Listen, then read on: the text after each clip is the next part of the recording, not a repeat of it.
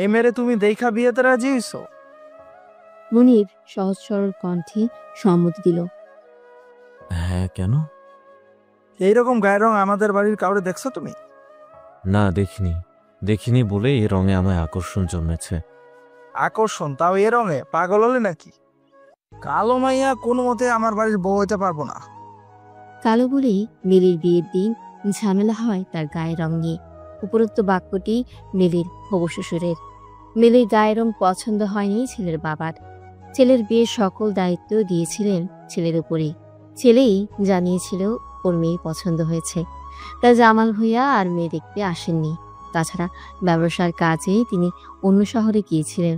অনুমতি দিয়ে গিয়েছিলেন বিয়ের কাজ আগানোর, কিন্তু এত বড় সর্বনাশ যে হবে তা তিনি স্বপ্নেও ভাবতে পারেননি। জামাল ভূঁইয়ার এই হম্বিতম্বি বিয়ে বাড়িটাকে নীরব করে দিল। সব হইচই আনন্দ নিমেষেই থেমে গেল। রং হারালো হাসিরা। জামাল ভূঁইয়ার কণ্ঠ তখন সর্বোচ্চে। কবির আলী এনে আসুন। মিলির বাবা কবির আলীর কানে এর আগে হম্বিতম্বির কথা পৌঁছে গিয়েছিল, কিন্তু তিনি কথাটা বাড়াতে দেননি। কিন্তু যখন ডাক ভেসে এলো তখন আর দূরে থাকলেন না, দ্রুতই ছুটে এলেন। হ্যাঁ বেআই সাহেব, বলুন। আমি যাচ্ছি বিয়ের কাজ এখানেই থামিয়ে দিতে, আপনারা আমাদের ঠকাচ্ছেন। কবি আলীর বুকে ছ্যাপ করে উঠল। বেলি মায়া মায়া মুখের দিকে তাকালেন। মেয়েটার মুখটা এইটুকুন হয়ে এসেছে। কবির আলী হাত জোর করলেন। এসব কি বলছেন? আমরা কিভাবে ঠকালাম? আপনাদের মেয়ের গায়ের রং এত ময়লাটে, আমার ছেলে যেখানে ধবধবে ফর্সা। আপনার ছেলেই তো দেখেছিল আমার মেয়েকে, না দেখিয়ে তো বিয়ে ঠিক হয়নি।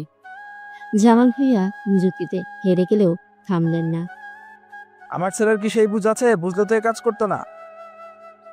তাই বলে বিয়ের আসরে এসে বিয়ে ভাঙবেন নাকি? তর্কাতর্কির তুমুল হলো ধীরে ধীরে। এতক্ষণ যাবৎ মনির ঘরে ছেলেও বন্ধুদের সাথে হাসি ঠাট্টায় ব্যস্ত। চেঁচামেচি শুনতেই বাহিরে এসে নিজের বাবাকে শুধালো। কি করছেন আব্বা? ছেলেকে দেখে জামাল ভূঁইয়া চেঁচিয়ে বললেন। এই মেরে তুমি দেখা বিয়েতে রাজি হইছো? মনির সহজ সরল কণ্ঠে সম্মতি দিল। হ্যাঁ, কেন? এইরকম গায়ের রং আমাদের বাড়ির কাউরে দেখছো তুমি? না, দেখিনি বলে এই রঙে আমায় আকর্ষণ জন্মেছে। ছেলের মুখের বলিতেই তার চোখ বনে গেলেন জামাল ভূঁইয়া। অবাক স্বরে শুধালেন। আকর্ষণ তাও এ রঙে? পাগল হলে নাকি? দেখেন আব্বা, বিয়ে করাইলে ওর সাথেই করান, না হয় চলেন বাড়ি ফিরে যাই। এরপর আর কোনোদিন বিয়ের কথা মুখেও তুলবেন না। মুনিব, তোর আব্বার লগে কেমনে কথা কস? মাথা গেছে তোর? চাচার প্রশ্নে মুনিবের কোনো হেলদোল নেই। সে গা ছাড়া ভাবে দাঁড়িয়ে আছে। জামাল হয়ে বুঝলেন তার কথার আর কোনো মূল্য নেই। অতঃপর না পারতেই তিনি বিয়েতে সম্মতি দিলেন। হইচই করা বিয়ে বাড়িটায় আবারও হইচই শুরু হলো, তবে আতঙ্ক নিয়ে। মেয়ের বাবা মুনিবের প্রতি চিরকৃতজ্ঞ হলেন। মেয়ের আত্মীয়রা তো এই জামাই প্রশংসায় পঞ্চমুখ, কিন্তু ছেলের প্রতি অরুচি ধরল জামাল ভূঁইয়ার। পারছেন না বিয়ে বাড়ি থেকে চলে যেতে। নতুন বউ ঘরে তুলতে গিয়ে হোঁচট খেলেন বাড়ির মেয়ে লোকেরা। মনিব বলেছিল বউ সুন্দর, ভীষণ, কিন্তু কই সুন্দর? কালো শরীরে লাল রঙের বিয়ে শাড়িটা যেন কৌতুক করছে গায়ের রঙকে। বাড়ি ভর্তি মানুষের ফিসফিস শুরু হয় বউ দেখার পরেই। এত সুন্দর মনির পড়াশোনা জানা ছেলেটা কিনা বিয়ে করলো এমন একটা মেয়েকে। ঝুমুরপাড়া গ্রাম অন্যান্য গ্রাম থেকে গরিব ভীষণ। তার উপর মেয়ে না দেখতে সুন্দর, আর না মেয়ের বাপ কোনো টাকা করি দিয়েছে। তাহলে কি রেখে মনির এই মেয়ে বিয়ে করলো? আত্মীয় স্বজনের গুজুর গুজুর ফুসুর ফুসুরে ভরে গেল বাড়ি। সব কথাই কানে পৌঁছালো বেলির। বাড়ির বড় বউ চামেলি নতুন বউকে দই করাতে এসে তার চোখ বনে গেল। মেলির বিয়ের সাজ নেই গায়ে, একটা ক্যাটকেটে হলুদ রঙের শাড়ি জড়ানো শরীরে। চামেলি হতভম্ব কণ্ঠে বলল। আল্লাহ গো আল্লাহ, ছোট বউ তুমি একলা একলা তৈরি হয়ে গেছো নাকি? মেলি তখন চোখে কাজল লেপছিল। একদিনে কাজল লাগাতে লাগাতে উত্তর দিল। তৈরি হইতে কি আবার 14 জন লাগে নাকি? কি যে কথা কন। মেলি ঝটপট উত্তরে চামেলি আরো দ্বিগুণ অবাক হলো। গলা উঠল তার তুঙ্গে। তার হই হুল্লা শুনে শাশুড়ি, চাচি শাশুড়ি, ফুপু শাশুড়ি, ননদ, ননাসতে সব মেয়ে লোক উপস্থিত হলেন। ঘরে প্রবেশ করেই বেলির শাকিরি প্রথমে প্রশ্ন ছুড়লেন। কি হয়েছে বড় বউ? আক্কেল জ্ঞান কি খাইছো? এমনি মানুষ কত কি কইতাছে, অহন আবার তুমিও ঢোল পিটাইতেছে যা। শাশুড়ির কথায় দুঃখী দুঃখী স্বরে সব বলল চামেলি। বেলি কিভাবে উত্তর দিয়েছে তা খুব সুন্দরভাবে সাজিয়ে গুছিয়ে বলল। বেলির আচরণের কথা শুনতে ঘর ভর্তি সকলে হেসে দিল। ফুপু শাশুড়ি তো মুখ ঝামটে বেলির শাশুড়ির উদ্দেশ্যে বললেন, বাপরে জামাইলার বউ, তোর পোলার বউ দেখি দারোগা, তুই মানুষের এত শাসন করস আর তোর ঘরে কিনা আসছে দরজাল। নিজের ননসের এমন টিটকারিতে লজ্জায় যেন মাথা কাটা গেল মুক্তা ভূঁইয়ার। তিনি তার পুত্রবধূর দিকে অগ্নিদৃষ্টি ফেললেন, হুঙ্কার ছেড়ে বললেন, বাড়িতে আইসো একটা দিনও কাটাইলা না, তার আগে এমন কথা কও কোন সাহসে? বেলির ভিতর তেমন ভাবাবেগ দেখা গেল না। শাড়ির আঁচল কোমরে গুজতে গুজতে বলল, কি আজব কাহিনী! এই সামান্য কথা কইতে সাহস লাগে নাকি? আপনারা তো এমন ভাব করতেছেন যেন কোনোদিন কাউরে কথা কইতেই শুনেন নাই। না শুনে থাকলে এখন শুনবেন, কোনো সমস্যা নাই কা। এখন সাইডটা খানা দেন তো, সারাদিন কিছু খাই নাই। নতুন বউয়ের এমন অকপটে কথা বলার ভঙ্গি, খাবার চাওয়ার ধরন দেখে ঘর ভর্তি মানুষ এবার চরম বিস্ময়ে হা হয়ে গেল। মুক্তা ভূঁইয়া হলেন বুদ্ধিমতী নারী। তিনি বুঝতেন মেলির মনে কে কি ভাবলো এর ভয় নেই, তাই তাকে খোঁচা দেওয়া মানে নিজের পায়ে নিজেই কুড়াল মারা। তাই তিনি প্রসঙ্গ ঘুরিয়ে বললেন, খিদা লাগছে ভালো কথা, সারাদিন না খাইলা তো খিদা লাগবই।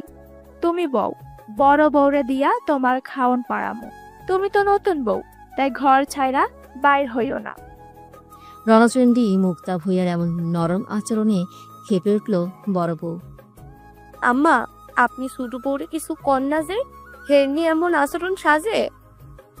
বড় বউয়ের বুদ্ধির করুণ দশার কথা জানেন মুক্তা ভূঁইয়া, তাই চোখ রাঙিয়ে বিরক্ত প্রকাশ করে বললেন, হেই হইল ছোট বউ, বয়সেও ছোট, হের বুদ্ধি থাকলে কি আর এমনে কথা কইতো? যাও খাওন নিয়ে আহো।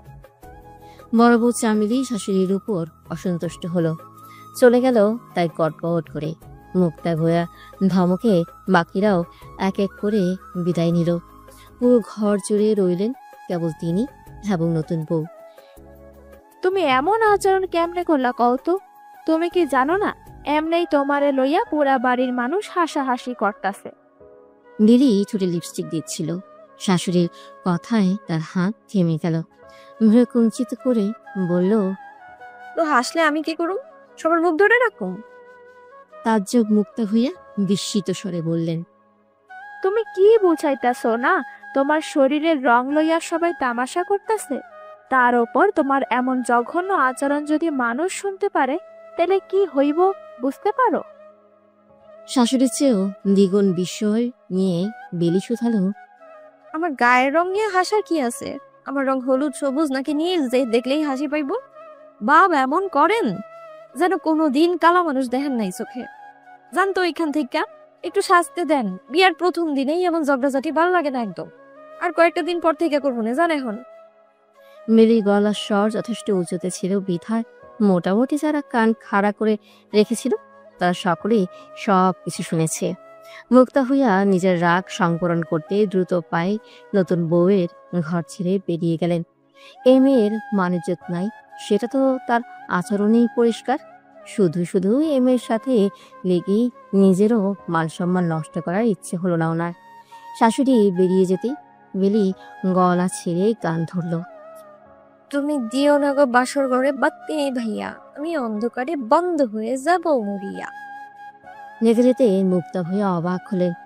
বাড়ি ভর্তি মেহমান, অথচ নতুন বউ কিনা এসব গান গাচ্ছে। ছি, তার ছেলেটার কি চোখে সমস্যা ছিল? না এমন মেয়েকে কিভাবে বউ করে? মনির বন্ধুদের সাথে আড্ডা দিচ্ছিল বাড়ির পেছনে। সুবিশাল জায়গাটুকু আড্ডা দেওয়ার জন্য বেশি উপযুক্ত। একটা কাঠের বেঞ্চি, সাথে কাঠের টেবিল, চারপাশে সুবাসিত ফুল গাছ। এজন্য স্বর্গে নন্দনকাননের একাংশ। বাড়ির কাজের মেয়ে মিনু চা মুড়ি মাখা দিতে এলো। মনিবরা তখন গভীর আড্ডায় নিমজ্জিত। নতুন বিয়ের কত কথা নিয়ে হাসি ঠাট্টাই করছে তারা। মিনু সেই জমে ওঠা আড্ডায় বড় বিরক্তের কারণ হয়ে ডাকলো মনিবকে। ভাইয়া, আম্মা ডাকে আপনারে। মনিব হাসতে হাসতে ভ্রু কুচকে মিনার দিকে তাকিয়ে বলল, কেন ডাকে? কিছু লাগবে? আপনি গেলেই তো কইব, আহেন একটু। মনিব আড্ডা রেখে মিনার পিছন পেছন এলো। ঘরের ভেতর ঢুকতে মুক্তা হইয়া ছেলেকে ঝেঁকে ধরলেন। কেমন বউ আনলি এটা মনিব? মুখে মুখে এখনই তো চোপা করে। মায়ের কথার অর্থ মনিবের কাছে অস্বচ্ছ, তাই কিছুটা চোখ মুখ কুচকে বলল। বেলি, কি করেছো? মুক্তা হইয়া এবার আরো খানিকটা বিরক্ত সহকারে বললেন। কি করে নাই সেইটা ক। মনিব যদিও জানে না বেলি কি করেছে, তবু মায়ের আচরণ দেখে কিছুটা আঁচ করতে পারছে। মা রাগী, তবে সহজে এতটা রেগে যাওয়ার পাত্রী নন। যেহেতু বিচার দিচ্ছেন, তবে কিছু একটা তো হয়েছেই। তাই সে আবার জিজ্ঞেস করলো। কি হয়েছে না বললে বুঝবো কিভাবে, বলো? মুক্তা হইয়া এবার ছেলেকে সব পেকু ঘটনা খুলে বললেন এক এক করে। নতুন বউয়ের রং তামাশায় তিনি কতটুকু অবাক হয়েছেন সেটাও বললেন। আত্মীয় স্বজনরা কতটুকু হাসি তামাশা করছে তা বলতেও বাদ রাখেননি। সবটা শোনার পর কপালের মাঝে গাঢ় ভাঁজ পড়তে দেখা গেল মনিবের। সে যতটুকু জেনেছিল বেলি কিছুটা চঞ্চল, কিন্তু এমন উচ্চন্দিত না। কিছু সময় নীরব সাত পাঁচ ভেবে অবশেষে বলল। আমি দেখছি। ছেলেকে কাছে পেয়ে মুক্তা হইয়া আরো খানিক আশকারা পেলেন যেন। মুখ চোখ মুচকি বললেন। তোর আব্বা নাকি বিয়াটা করতে না করছিল, সেটা শুনলে আজ এমন দিন কি দেখতে হইতো? মনির মায়ের কথাটা প্রশ্রয় দিল না, বরং বড়ই বিরক্তি নিয়ে বলল। আব্বার এসব কাজকে প্রশ্রয় দিও না তো। একটা মেয়েরে ওভাবে মহা ধুমধাম করে অপমান করার অধিকার কারণে আম্মা। অমন ভরা মজলিসে মেয়েটাকে শুনতে হয়েছে তার গায়ের রং কালো, আর এই জন্য তার বিয়েটা হবে না। বুঝতে পারছো মেয়েটার মনের অবস্থা তখন কি হয়েছিল?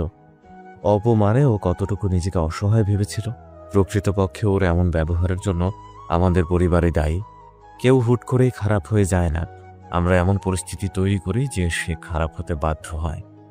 ছেলের এত সুন্দর কথাটা মুক্তা ভুইয়ার কাছে বাড়াবাড়ি রকমের বউ পাগলামি মনে হলো, যার ফলস্বরূপ তিনি অবাক নয়নে তাকিয়ে কিছুটা মুখ ছামটি মেরেই বললেন। বিয়া হইতে না হইতে এমন বউ পাগল হইয়া গেছ? ছি। মনিব আর কিছু বলল না। যেখানে তার এত বড় যুক্তি কেবল বউ পাগল নামে স্বীকৃতি পেয়েছে, সেখানে কিছু বলা মানেই উলুবনে মুক্ত ছিটানোর মতো। মিলি নিজের রুমে বসে ভাত খাচ্ছে। চারদিকে তখন মাত্র সন্ধ্যা পেরোনো আবহাওয়া। মৃদু বাতাসে ভরে আছে সবটুকু ঘর। মনিব ঘরে ঢুকতেই দেখল নতুন ভাঁজ ভাঙ্গা লাল রঙের সুতির শাড়ি পরে মিলি ভাত খাচ্ছে। বিয়ের সাজ শরীরে নেই, চোখ ভর্তি কাজল দেখা যাচ্ছে বড়ই উজ্জ্বল। ঠোঁটে বোধহয় লিপস্টিক দিয়েছিল মেয়েটা, যা ভাতের সাথে অর্ধেক গিলে নিয়েছে, আর অর্ধেক ছড়িয়ে ছিটিয়ে লেগে রয়েছে চারপাশে। আপাত দৃষ্টিতে দেখলে মনে হবে এই মেয়েটির চেয়ে সুন্দর সরল মানুষ দুনিয়াতে নেই। নীরবতার উপমা যেন সে, অথচ কিছুক্ষণ আগেই নাকি মেয়েটা কত রকমের কথা বলে মানুষকে বিভ্রান্ত করে ফেলেছে। মেয়ের ধ্যান তখনও খাবারের দিকে। ঘরে কেউ এসেছে যে সেদিকে তার খেয়াল নেই, মনের সুখে খেয়েই যাচ্ছে। মনে কিছুটা এগিয়ে এসে ডাকলো। আমার উড়নচণ্ডী কি করে? বেলি মুখ ভর্তি ভাত মুখেই রয়ে গেল। চমকে তাকালো গমগমে স্বরে কথা বলা মানুষটার দিকে। গোল গোল করে তাকানোর ভঙ্গিমা। মুখ ভর্তি ভাতে মেরিকে মনে হচ্ছে ছোট্ট খুকি, যাকে মা আদর যত্ন করে মুখে তুলে খাইয়ে দিচ্ছে। আল্লাদে খাবার ভরে আছে মুখ। এবার বেলি মুখের ভাত চিবুতে চিবুতে অস্ফুট স্বরে বলল, খাইতেছি। বেলি জবাববিহীন উত্তরে হাসল মনির। আমায় রেখে খেয়ে ফেলছো? ভারী অন্যায় করেছো তো। মেলি লাজুক হাসল। সত্যি তো, স্বামীকে রেখে এমন গপাগপ করে খাওয়াটা তো অন্যায় বটে। মাথাটা খানিকটা নিচু করে বলল, মনে আসছিল না, খিদা লাগছিল অনেক। কি অকপটে স্বীকারোক্তি। কোনো দম্ভ নেই, অহংকার নেই, অথচ এই মাত্রই মা এই মেয়েটার নামে কত কিছুই বলে গেলেন। ইশারায় ভঙ্গিতে ভাবিও বললেন কত কি। মনিবকে চুপ থাকতে দেখে বেলির অপরাধ বোধ বাড়ল। কি জানি মানুষের রাগ করলো কিনা ভেবেই বুকের ভেতর চলল দেদার বোঝাপড়া। ক্ষীণকণ্ঠে বলল, আপনি কি রাগ করলেন? মেরির প্রশ্নে হেসে দিল মনিব। এগিয়ে এসে খাটে বসলো ঠিক বেলির পাশাপাশি। ডান হাতে বেলির গালে আলতো হাত বুলিয়ে বলল, না, রাগ করেনি। এই আহ্লাদে বেলির আড়ষ্টতা মারল। ক্ষীণকণ্ঠে বলল, খাইবেন আপনি? আমি কি খাওয়া নিয়ে আসবো? বেলির নিকটে আসতেই মনিবের দুষ্টুমির মাথা চারা দিয়ে উঠল। সে ঠোঁটে ঠোঁট চেপে বলল, না, খাবার আনতে হবে না, তোমার প্লেট থেকে খাইয়ে দাও।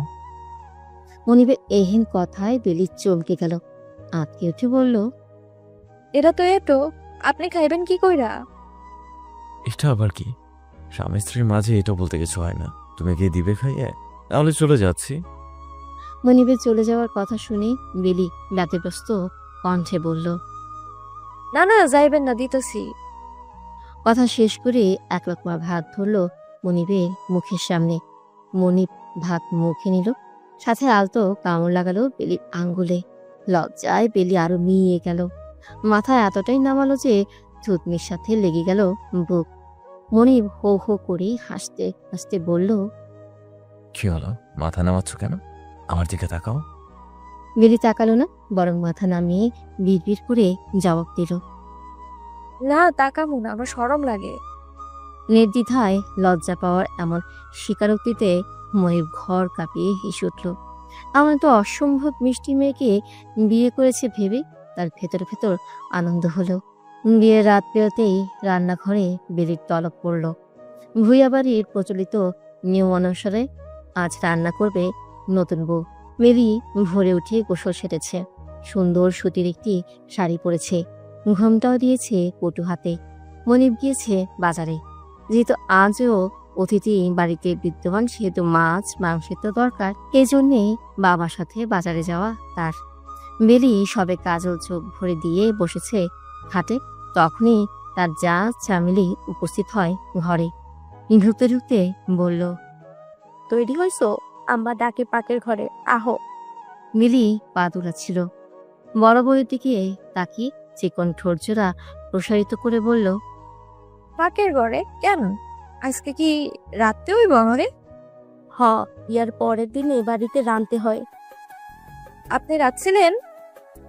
মিলির আচমকা এই প্রশ্নে চামেলি তৎক্ষণাৎ জবাব দিল না। কিছুক্ষণ ভেবে চিনতে বলল, না, আমি তো রান্না পারতাম না তখন। মেরি জবাবে কেবল বলল, ও। চামেলি কতক্ষণ চুপ করে বেলির দিকে তাকিয়ে রইল। বেগুনি রঙের শাড়িতে কালো বেলিকে তার কাছে মনে হলো কালা বেগুন। রূপে ছিটে ফোটাও নেই সারা শরীরে কোনো কোনাতে। চামেলির এমন অদ্ভুত তাকানোতে বেলি বিব্রত ভাব করল। কপাল কুঁচকে বলল, কি দেখেন এমনি? মেরির কথায় চামেলি ধ্যানচ্যুত হলো। নাকটাকে 5 হাত উঁচুতে তুলে ফেলল সে, যেন কোনো পচা সবজি দেখে ফেলেছে। মুখ চোখে মারাত্মক রকমের বিরক্তি এনে বলল, দেহার মতন কিছু আছে নাকি তোমার ভেতরে? হয়তো এমন একটা প্রশ্নের পর যে কোনো অসুন্দর মানুষ মুখ কালো করে ফেলত। অস্বস্তিতে এইটুকুন হয়ে যেত, অথচ বেলির মাঝে তার এক ভাগও দেখা গেল না। বরং সে দ্বিগুণ সম্মতি প্রদান করে বলল, আমিও তো তাই কই, যেইখানে দেহার মতো কিচ্ছু নাই সেইখানে এমন কাঙালিনীর মতন তাকাই আছেন কেন? মেলির কথায় তেলে বেগুনে চলে উঠল চামেলি। ছ্যাঁত করে উঠল তার মেজাজ। তোমার তো ভারী সোপা। কাল থেকে দেখতাছি কারণে অকারণে আমারে কথা কইতে ভুল করো না। তোমার কোন পাকা ধানে আমি মই দিছি কৌতো? মেলি চামেলির এমন রাগকে মোটেও তোয়াক্কা না করে হেলতে দুলতে দরজার সামনে গিয়ে দাঁড়ালো। মাথার ঘোমটাটা আর একটু আটছাট করতে করতে বলল, এই বাড়িতে যখন প্রথম পাড়া দিলাম তখন শুনি কে যেন আমার শুনাইয়া শুনাইয়া কইতাছিল। মনিবের সবসময় একটা টান আছিল আমার প্রতি। ভাবছিলাম আমার রূপ দেখা দেওয়ার মনে হয় সামলাইতে পারে না নিজেরে। বউ আনলে মনে হয় আসমানের চান্দের চাইয়াও সুন্দর বউ আনবো, কিন্তু শেষমেশ কিনা তাল গাছের পেতনি আনলো। এমন একটা কথা শুন না, আমি যখন মানুষটারে দেখানোর লেগে তাকাই, তখন আপনার মুখটাই দেখছি। লগে লগে একদলা স্যাপ ফালাইছে পেছনে ঘুরা। দেওরে যে প্রেমিকের মতন ভাবে, তারে কি বেরি কওয়া যায়? দেওরের বউরে যে সতীনের মতন কথা শোনে, তার লইগা কি এর চাইতে বেশি ভালো আচরণ করা আহে না? জামাই থাকতেও জামাইয়ের ভাইয়ের লইগা মন কান্দে যেই বেটি, তারে কি কয় গ্রামের মানুষ জানেন তো? সরাসরি এমন অপমান জামিলের আশা করেনি বোধ হয়। কখনো কারো থেকে এমন আচরণ পেলে তারপরেই না আশা করবে। দেখতে সে যেমন সুন্দরী, তার বাবার টাকাও আছে তেমন অঢেল। শ্বশুর বাড়ি হোক কিংবা বাপের বাড়ি, কোথাও তাকে তেমন কথা শুনতে হয় নাই। মাঝে মাঝে শাশুড়ি চোখ রাঙানো দেয়, এইটুকুতেই তার শাসন সীমাবদ্ধ। কেউ তাই বলে এমন বাজে ইঙ্গিত তার অপমান করবে নতুন বউ? চামেলি আর টু শব্দটুকু করার আগে বেলি ঘর ছেড়ে বেরিয়ে গেল। তার ভেতরে কোনো অনুশোচনা নেই, আফসোস নেই। যে যেমন তাকে তেমন বলে কিসের আফসোস করবে সে? আফসোস করে বোকারা, কিন্তু সে বোকা নয়। রান্নাঘরে দাঁড়িয়েছিলেন মুক্তা ভূঁইয়া। ছোট বউয়ের আসার অপেক্ষাতেই যে ছিলেন তা বলার অপেক্ষা রাখে না। তার দাঁড়ানোর অঙ্গভঙ্গি বলে দিচ্ছে সেটা। বেলি হেলে দুলে রান্নাঘরে ঢুকতেই মুক্তা ভূঁইয়া স্বস্তির শ্বাস ফেললেন যেন। ছেলের বউ যেমন চোপা নাড়ে। তিনি তো ভেবেছিলেন হয়তো বেলি আসবেই না রান্না করতে, হয়তো এই রান্না নিয়ে আরেকটা কাহিনী করতে হতো বাড়িতে। কিন্তু তাকে অবাক করে দিয়ে বেলি আসলো, তাও খুব সুন্দরভাবে ঘুমটাইতে। বেলিকে দেখে মুক্তা ভূঁইয়া মুখ গম্ভীর করে বললেন, কখন পাঠাইছি বড় বউরে ডাকতে, তুমি আইলা এখন? কি করছিলা এতক্ষণ লাগায়া? বেলি রান্নাঘরের পিড়িতে বসতে বসতে বলল, আপার সাথে একটু কথা কইতেছিলাম। আপা কইতাছিল আজ নাকি আমারে সব রাখতে হইব। হ, বিয়ার পরের দিন আমার বউগো হাতের রান্না খাই, এটাই নিয়ম। কি রাখতে হইব কন? মুক্তা ভূঁইয়া জবাব দেওয়ার আগে বাহিরে দাঁড়ানো বেলির ফুফু শাশুড়ি বললেন, এখন ফ্রিজে চিংড়ি আছে, ওটি নামাইয়া রান্ধন শুরু করো। এরপর বাজার থেকে গুড়া মাছ, বড় মাছ, মুরগি আনবো। গুড়া মাছ বাচ্চা কাইটটা টমেটো ধনিয়া পাতা দিয়া শুকনা কইরা আমার পছন্দ। বড় মাছের এক পদ বাইজো, আর এক পদ জল কইর। তোমার ফোফা আবার জল ছাড়া খায় না। আর মুরগিটা রাইন্দ, আর শেষে পোলাও আর ভাত রাইন্দ। মনিব আর তোমার শ্বশুর আবার বেশি পোলাও খাইতে পারে না। বেলি কতক্ষণ ফুফু শাশুড়ির দিকে চোখ ছোট ছোট করে তাকিয়ে থেকে মুখ ভেঙচিয়ে বলল, এতটি রান্দা আইস রাঁধতে হইব? জন্মের খাওয়ানা খাইব নাকি সকলে? বেলির মুখে লাগাম নেই। আর এখনের লাগামহীন কথাটাও বাইরে থাকা ফুপু শাশুড়ি শুনে ফেললেন স্পষ্টই। হই হল্লা করতে করতেই ঢুকলেন রান্নাঘরে। বেলিকে মুখ ঝামটি দিয়ে বললেন, ছি ছি ছি, এসব কেমন ধরনের কথা কয়? এ বউ, বিয়া বাড়িতে একটু ভালো মন্দ রানবো, সেইটাই তো স্বাভাবিক। তোমরা আবার এরই বুঝবা কেমন? আসিলা তো ফকিন্নির ঘরে। বেলিও ফুপু শাশুড়ির অঙ্গভঙ্গি নকল করে শরীর নাচানোর মতন করে নাটকীয় ভঙ্গিতে বলল, হ, ঠিকই কইছেন। আপনাকে মতন রাক্ষসী খানা খাইলে আমার শ্বশুর বাড়িও ফুকির নিতে বেশি দিন লাগতো না। কত জনমের দায় এক লগে খাইতে চান হুনি? বাইয়ের টাকা দেখে মজাই লাগে, তাই না খাইতে? অবস্থা বেগতিক দেখে মুক্তা ভূঁইয়া ছোট বউকে ধমক লাগিয়ে দিলেন। বেলি না জানলেও তিনি জানেন তার ননদ নানসেরা কেমন ধরনের, তাই নতুন বউকে আর কথা বাড়ানোর সুযোগ দিলেন না তিনি। ননদকেও বুঝিয়ে শুনিয়ে বাহির করে দিলেন রান্নাঘর থেকে। বেলি মুখ ভেঙে ফ্রিজ খুলল, চিংড়ি মাছ বের করলো। তার শাশুড়ি তাকে সব দেখিয়ে দিল। সব দেখিয়ে শুনিয়ে মুক্তা ভূঁইয়া বাহিরে যেতে নিলেই পিছু রাখলো বেলি। আম্মা শুনেন। মুক্তা ভূঁইয়াও পা থামালেন। বেলির মুখের আম্মা ডাকটা তার অন্তরের গভীরে গিয়ে একটা স্নেহের টান তৈরি করলো যেন। তিনি প্রশ্নাত্মক দৃষ্টিতে বেলির দিকে তাকিয়ে বললেন, কও, আপনারা কি নতুন বউরে খাইতে দিতে চান না? নতুন বউ কি না খাওয়া পর্যন্ত? মুক্তা ভূঁইয়া বুঝলেন না বেলির কথা, কপাল কুঁচকে বললেন, কি? বেলি মাছগুলো পানিতে ভিজিয়ে রাখতে রাখতে বলল, তাই আসার পর আপনারা আমারে কোনো খাওন দেন নাই। পরে আমি সন্ধ্যার দিকে আর টিকতে না পাইরা লাশ ভাঙ্গা খাওন চাইলাম। রাইতেও কেউ আর খাইতে ডাকলেন না। এই কাইল সন্ধ্যায় খাইছি আর আইস বেলা বাজে 9টা।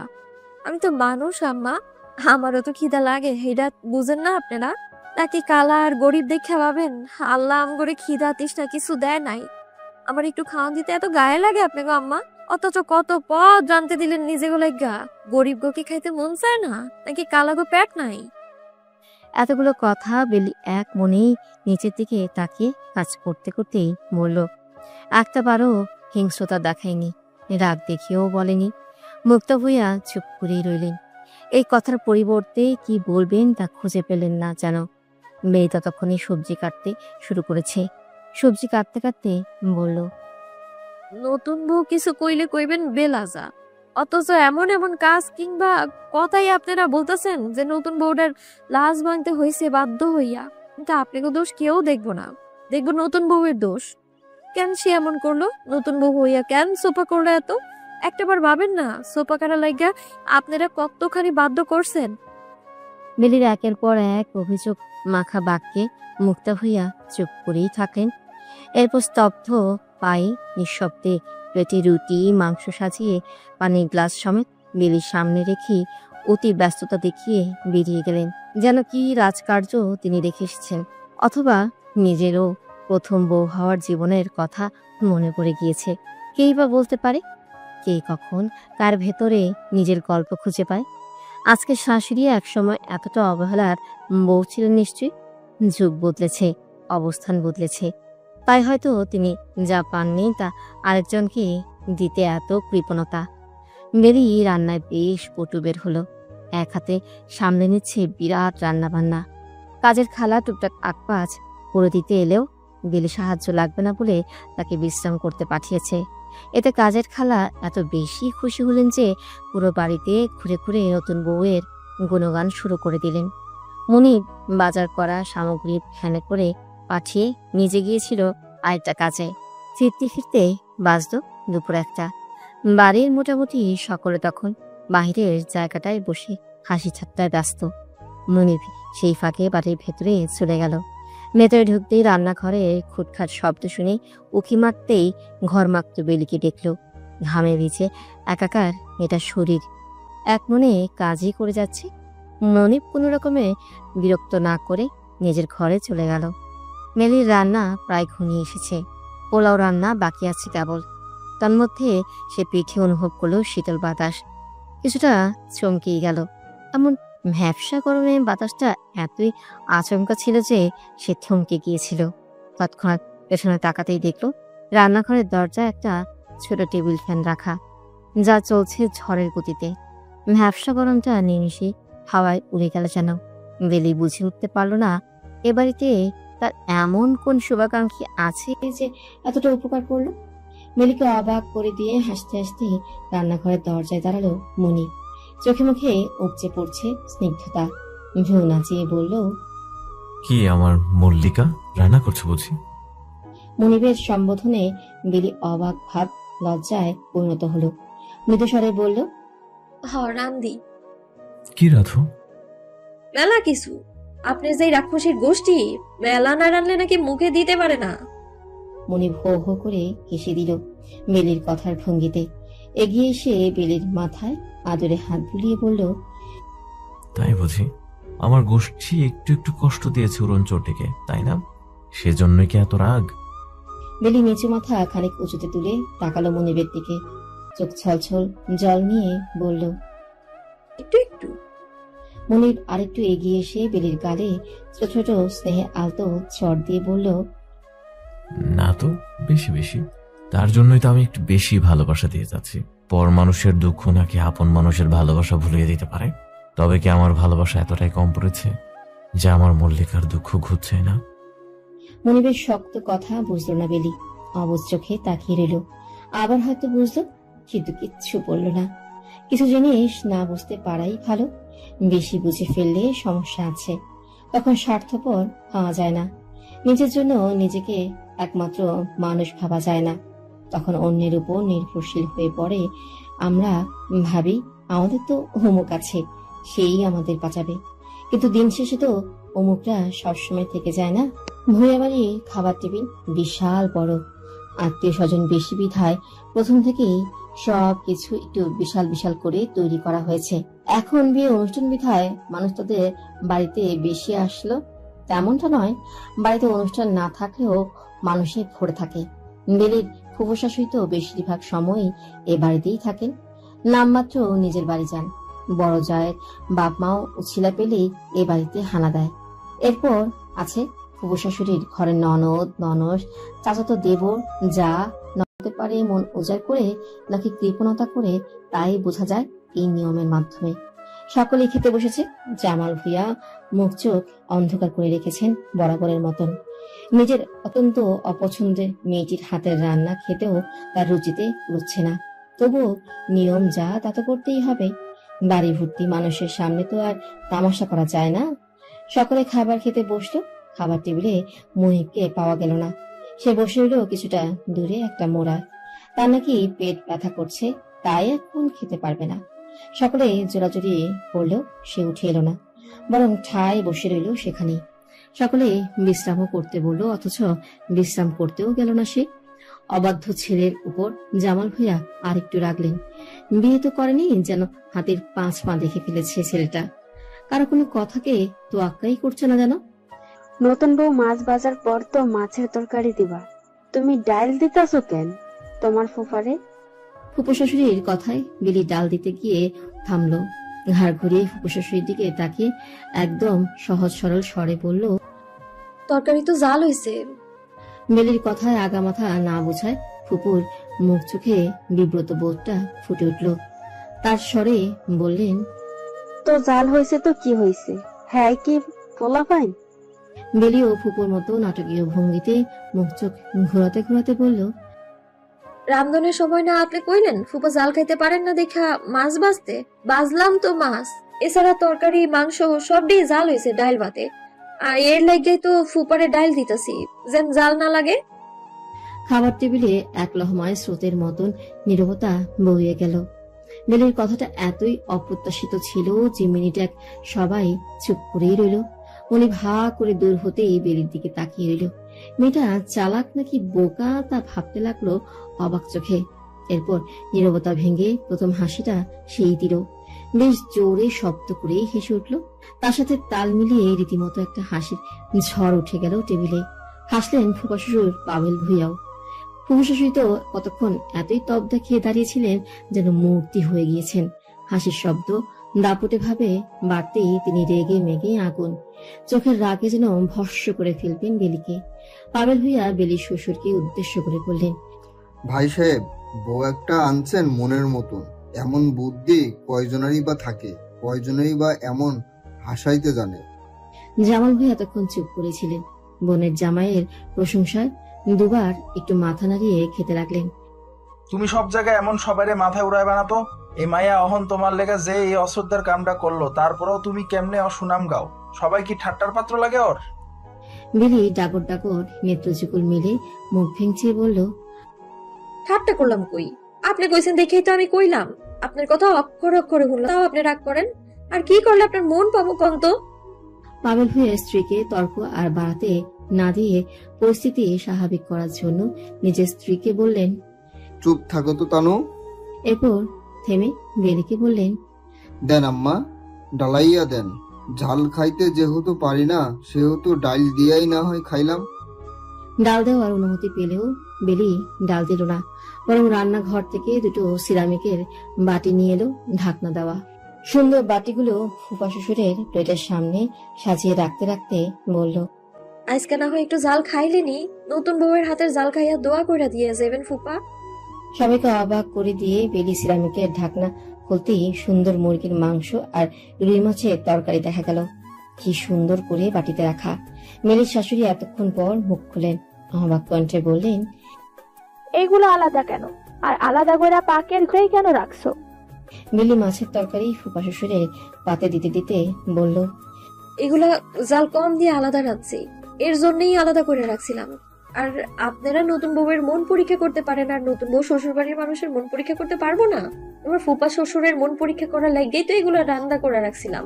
দেখতাম উনি কি কন। বেলির কথায় তাজ্জব বনে গেল সকলেই। জামাল ভুঁইয়া তো নিজের পুত্রবধূর একের পর এক গুণ দেখে বিস্ময়ের চরম পর্যায়ে পৌঁছে গেলেন। পাবেল ভুঁইয়া ভালো মানুষ, তাই হাসতে হাসতে বললেন, মন পরীক্ষা কইরা কি বুঝলা বউ? বেলি নরম কণ্ঠে বলল, আপনি ফুপুর মতন না, অনেক বালা। পাবেল ভুঁইয়া আরেকটু মজা করতে বললেন, আর যদি তোমার ফুপুর মতনই হইতাম? বেলি এবার অকপটে বলল, তাইলে এই তরকারির বাটি রান্না করেই থাকতো। খারাপ মানুষ হওয়ার শাস্তি আর কি? বেলির এমন অকপটে স্বীকারোক্তিতে খাবার টেবিলে আবারও হাসির বন্যা বয়ে গেল। এবার খুব গোপন একটা হাসি দেখা গেল মুক্তা ভুঁইয়ার মুখেও, তবে তা মুহূর্তে আঁচল দিয়ে লুকিয়ে ফেললেন। মনিবের তো হাসতে হাসতে পেট ব্যথা হওয়ার জোগাড়। ভাগ্যিস এমন একটা মেয়েকে সে বিয়ে করেছে, না হয় কে এইভাবে প্রাণ খুলে কথা বলে হাসাতো। খাবার টেবিল ফাঁকা প্রায়, বাড়ির সকলেই খেয়ে দিয়ে যার যার জায়গায় চলে গিয়েছে। কেবল বিশাল টেবিল জুড়ে রয়ে গিয়েছেন মনিব আর মুক্তা ভুঁইয়া। দুজনেই খেতে বসেছে। বেলি এটা থালা বাসন গুছিয়ে রাখছে। মনিব ভাত মেখে প্রথম লোকমাটা বেলির মুখের সামনেই ধরল। আচমকা বেলি নিজের মুখের সামনে ভাতের লোকমা দেখতেই কিছুটা অবাক হলো। তারপর তাকালো শাশুড়ির দিকে। মুক্তা ভুঁইয়া তখন মুখ নামিয়ে খাচ্ছেন, দৃষ্টি প্লেটের দিকে। বেলি মনিবকে চোখ দিয়ে ইশারা করে শাশুড়িকে দেখালো। মনিব মাথা নাড়িয়ে বোঝালো কিচ্ছু হবে না, খাবারটা মুখে নিতে। বেলি কিছুক্ষণ এধার ওধার তাকে খাবারটা মুখে নিল। অতিরিক্ত চঞ্চলতা আর উত্তেজনার জন্য খাবারটা উঠে গেল নাকে মুখে। চুরি করে খেতে গিয়েও শেষমেশ হাতে নাতে ধরা পড়ার জোগাড়। মনিব পানি গ্লাসের জন্য হাত বাড়ানোর আগে মুক্তা ভুঁইয়া নিজের সামনের পানি গ্লাসটা বেলির দিকে ঠেলে দিলেন। ভাতের দিকে একদিনই তাকিয়ে ভাত মাখতে মাখতে বললেন, খাবার দ্বারাই খাওয়ানোর নিয়ম নাই, বৈশা খাইতে হয়। আগে ওরে বইতে দে মনিব। মুক্তা ভুঁইয়ার কাছে এমন প্রকাশ্যে ধরা খেয়ে কিছুটা লজ্জায় মুখ নামালো বেলি। মনিব সত্যি সত্যি তাকে হাত ধরে বসিয়ে দিল। পানির গ্লাস এগিয়ে দিয়ে আরেক লোকমা ভাত আবারও মুখের সামনে তুলে ধরল। কিন্তু বেলি অস্বস্তিতে একসার বসে রইল মূর্তির মতন। মুক্তা ভুঁইয়া প্লেটের ভাতটুকু শেষ করে এটা থালা বাসনগুলো গুছিয়ে উঠে দাঁড়ালেন। রান্নাঘরে যেতে যেতে বললেন, খাবার শেষ কইরা আমার ঘরে আইসো, নতুন বউরে জিনিস দিতে হয় খাবার খাইয়া। কথা শেষ করেই হনহনিয়ে চলে গেলেন। বেলি অবাক, হতভম্ব। যে শাশুড়ি এত রাগী মানুষ, সেই শাশুড়ি এমন একটা দৃশ্য দেখেও কোনো হই হুল্লা করলেন না কেন? মনিব বেলির মুখের সামনে ভাতের লোকমা ধরে রেখেই বলল, হা করো না কেন? কতক্ষণ ধরে বসে থাকবো? আপনি খান। আমি খাবো না, তুমি খাও। না খাইলে বইছেন কেন খাইতে? খেতে বসতে কে বলো তোমাকে? আমি খাওয়াতে বসছি। এত রান্না বান্না করে নিজে মেখে খেতে গেলে বেশি খেতে পারতে না, তাই আমি খাওয়াতে এলাম। মনিবের কথায় বেলি বিস্মিত হলো। ভাত মুখে পড়ে অস্ফুট স্বরে বলল, তাই বলে আম্মার সামনে এমন করবেন? আম্মা যদি বকা দিত? মনিব গা ছাড়া ভাবে বলল, আম্মারে তুমি চিনো না, ধীরে ধীরে চিনবে, ধৈর্য রাখো। বেলি ঘাড় কাত করে সম্মতি দিল। মনিব তাকে খাইয়ে দিল ছোট বাচ্চাটির মতন যত্ন করে, যেন এত আদরে মানুষ এই পৃথিবীতে আগে কেউ কখনো পায়নি। বেলির যে রুমে অবস্থান, সেই রুমের দক্ষিণ দিকে জানালা খুললে দেখা যায় একটি শান্ত নিবিড় দিঘি। পূর্ণিমা রাতে যে দিঘিতে চাঁদের জ্যোৎস্না স্নান করে আহ্লাদে। দিঘিটির নাম চন্দ্রমল্লিকা। দিঘির জল গুলো কুচকুচে কালো, বুক থই থই জল। কালো জলেও এই দিঘি যেন সমগ্র রূপ বুকে নিয়ে বসে আছে। অদ্ভুত ভাবে বেলি আজ খেয়াল করলো দিঘিটাকে। সন্ধ্যার দিকে বিদ্যুৎ চলে যাওয়ায় দক্ষিণ দিকের জানালাটা খুলে দিয়েছিল। জানালা খুলে দিতেই সুন্দর স্নিগ্ধ বাতাসে ঘরটা ভরে যায়। তখনই সে খেয়াল করে দিঘিটিকে। মনে হয় তাকিয়ে থাকতে সে দিঘির দিকে। দিঘির চারপাশে খোলা জঙ্গল, তাই হয়তো বাড়ির পেছনের এই দিঘিটির সাথে বাড়ির কেউ তেমন পরিচিত নয়। মনিব ঘরে ছিল না, বিদ্যুৎ চলে যাওয়ায় বাইরে গিয়েছিল কোনো একটা কাজে। যখন ঘরে ফিরল তখন সন্ধ্যা পেরিয়ে যাবে যাবে ভাব। ঘরে ঢুকতেই দেখে চঞ্চল বেলি দিঘির পানে মুখ করে তাকিয়ে কি যেন ভাবছে উদাস চোখে। সেই চোখে চঞ্চলতা নেই, দুষ্টুমি নেই, আছে এক রাস আনমনা ভাবনা। যে ভাবনার প্রখরতা এতই বেশি যে মনিবের ঘরে প্রবেশ করার শব্দটুকু আমলে নিল না। কিভাবে আমার রণচণ্ডী? কোথায় তার মন? কে নিল তার চঞ্চলতা শুনি? বেলির বাহিরে থাকা আমার কথা ভাবছিল বুঝি? বেলি উত্তরে কেবল হাসে। মনিব নিজেই তখন বাহিরের দিকে তাকায়, দিঘিটার দিকে আঙুল তাক করে বলে, এই যে দেখছো দিঘিটা, ওর নাম কি জানো? বেলি উত্তর দিল, না। দিঘিটার নাম চন্দ্রমল্লিকা। চাঁদের আলো এসে দিঘিটায় পড়ে বলে এই নাম রাখা হয়েছিল। আর মল্লিকা রাখার কারণ, দিঘির আশপাশ জুড়ে তখন নানান রঙের মল্লিকা ফুলের গাছ ছিল। বেলি উৎসাহী গলায় বলল, তাই নাকি? কে রাখছিল এমন নাম? আমার দাদা। এটার নামকরণ করেন আমার দাদা। শুনেছি তিনি খুব শৌখিন মানুষ ছিলেন। ফুল, জল, পাতা, আকাশ ইত্যাদি এসব ছিল দাদার প্রথম ভালোবাসা। সবকিছু তিনি নাম রাখতে ভালোবাসতেন। তার জন্যই কি আপনিও নাম রাখেন? এত বেলির প্রশ্নের মানে বুঝল না মুনিব। ভ্রু কুঞ্চিত করে বলল, কি? বেলি এবার মুনিবের দিকে ঘুরল, চোখে চোখ রেখেই বলল, এই যে আপনি আমারে কখনো মল্লিকা, কখনো উড়াচণ্ডী ডাকেন, কিন্তু আমার নাম তো বেলি। আপনি তো আমারে অন্য নামে ডাকেন, সেইটাই কইতাছি। আপনিও কি নাম রাখতে ভালোবাসেন কিনা, তাই জিগাইলাম। মুনিব হাসল বেলির আগ্রহ দেখে, মাথায় হাত বুলিয়ে বলল, বেলির সমার্থক নাম মল্লিকা। আমার দাদা বেলি ফুলকে মল্লিকা রাখতেন, সেই জন্য আমিও তোমায় মল্লিকা ডাকি। আমি দাদার মতন সবকিছুর নাম রাখি না, শুধু যেগুলো ভীষণ পছন্দ করি, ভালোবাসি, সেগুলোর নাম রাখি। মুনিবের কথায় খানিকটা হাসল বেলি। এরপর কিছুটা ঘুরে দিঘির দিকে তাকিয়ে বলল, কি সুন্দর গেরা নাইতাছে কন। বেলি ফুলের গাছ আছে দিঘির লগে নাকি? হ্যাঁ আছে, গত বছর লাগিয়েছিলাম। আর দেখো এবছরই ফুল হয়ে গিয়েছে। কি সুন্দর ঘ্রাণ। একটা গোপন কথা শুনবে? বেলি আগ্রহ ভরা কণ্ঠে বলল। কি কথা? মুনিব বেলিকে সম্পূর্ণ ঘুরিয়ে বেলির কাঁধে থুতনি রেখে বলল, এই গাছ গত বছর আমি লাগিয়েছিলাম। জানো কেন লাগিয়েছিলাম? কারণ গত বছরে আমি প্রথম তোমাকে দেখি। তুমি মাঠে তোমার আব্বুর খাবার নিয়ে যাচ্ছিলে সেদিন। আমার চোখ আটকে যায় তোমার দিকে। কালো কাজল দেয়া তোমাকে যে আমার ভীষণ সুন্দর লেগেছিল। মনে হয়েছিল এই পৃথিবীতে এর চেয়ে সুন্দর কিচ্ছু হতে পারে না। তখনই ঠিক করে রেখেছিলাম, বিয়ে করলে তোমাকেই করব। বেলি স্তব্ধ নয়নে সামনের দিঘিটার দিকে তাকিয়ে থাকে। মুনিব তাকে যেভাবে ভালোবাসছে সেভাবে আদৌ কেউ তাকে কখনো ভালোবাসবে বলে তার মনে হয় না। এত ভালোবাসা পেয়েও বেলির বুক ছিঁড়ে দীর্ঘশ্বাস বেরিয়ে আসে। মুনিবদের বাড়িতে সমস্যা হয়েছে, বিশাল বড় রকমের সমস্যা নাকি। মুনিব আর বেলি নিয়ম অনুযায়ী আজ বেলির বাবার বাড়ি গিয়েছিল। বিকেলেই মুনিবের বাড়ি থেকে সংবাদ আসে বিপদ হয়েছে বাড়িতে।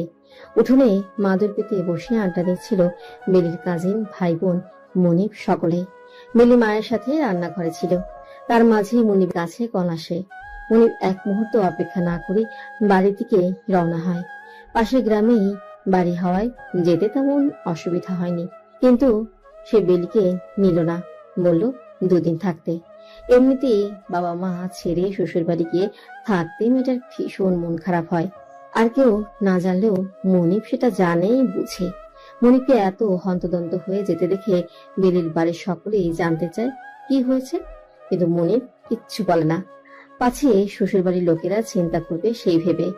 মুনিব ঘর থেকে তৈরি হয়ে বেরোতেই বেলির মা বেলিকে রান্নাঘর থেকে ঠেলে বের করেন, জামাইকে এগিয়ে দিয়ে আসতে বলেন। কালো রঙের পাঞ্জাবিতে মুনিবকে মাত্রাতিরিক্ত সুদর্শন লাগছে। পৃথিবীতে সুন্দর আর মায়াবী মানুষ একসাথে দেখা যায় না। কারো গায়ের রং ফর্সা অথচ চেহারায় মায়া নেই, আবার কারো বা চেহারায় মায়া অথচ গায়ের রং ফর্সা নয়। অথচ মুনিবের এই দুটোই বৈশিষ্ট্যই আছে।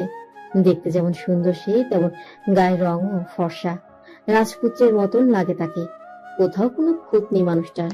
মেয়েদের বাড়ি থেকে বের হলে কাঁচা রাস্তা, মাটির তৈরি রাস্তাটা এবড়ো থেবড়ো। মেয়ের শাড়ি পরে সে রাস্তায় হাঁটতে কিছুটা অসুবিধা হচ্ছিল। হুট করেই মুনিব প্রকাশ্যে বেরিয়ে হাত জড়িয়ে ধরে, সাবধানে নিজের কাছাকাছি মেয়েটাকে এনে ফিসফিস করে বলল, আমি আছি, পড়বে না, সাবধানে হাঁটো। রাস্তায় সামান্য মাত্র লোক আসা যাওয়া করছে। সকলের চোখ ঘুরে ঘুরে এই হাতের বাঁধনে, এই নৈকট্যের দিকে এসে আটকাচ্ছে। তাতে হেলদোল নেই মুনিবের, দর্শস্তি হলো বেলির। সে হাত ছাড়ানোর চেষ্টা করতে করতে বলল, হাত ছাড়েন, মানুষ দেখতেছে। মুনিবের যেন কথাটা গায়ে লাগলো না। সে মুঠো আরো শক্ত করে বলল, দেখুক মানুষ, আমি তো পরনারীর হাত ধরিনি, পাপও করিনি। আমার মানুষরে আমি ধরছি, মানুষ কি বলবে শুনি? বেলি নাছরবান্দা হাতটা টানতে টানতে বলল, মানুষ বেশরম কইব।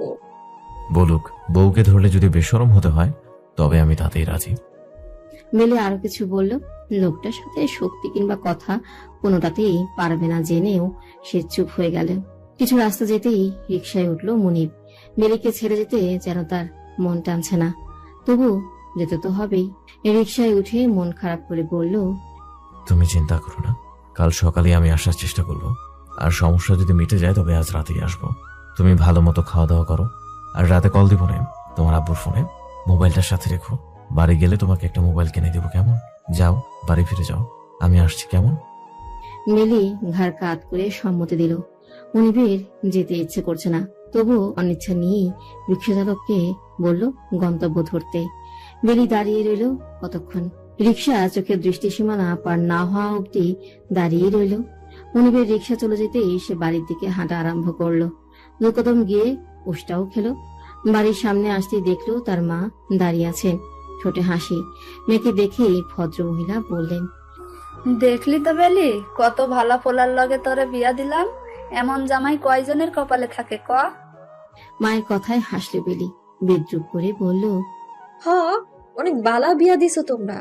তাই তো শাশুড়ি নতুন বউয়ের হাতে রান্দা খাইয়া কয় না দিতে গেলে, শ্বশুর তামসা কইরা কয় ফকির নিগো গলায় সোনা বানায় না।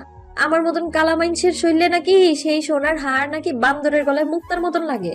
কি ভাগ্য আমার বাবা, তো এত বালা কপাল কারো হয় নাকি? ভাগ্য মা, সোনায় বাইন্দা রাখার মতন কপাল।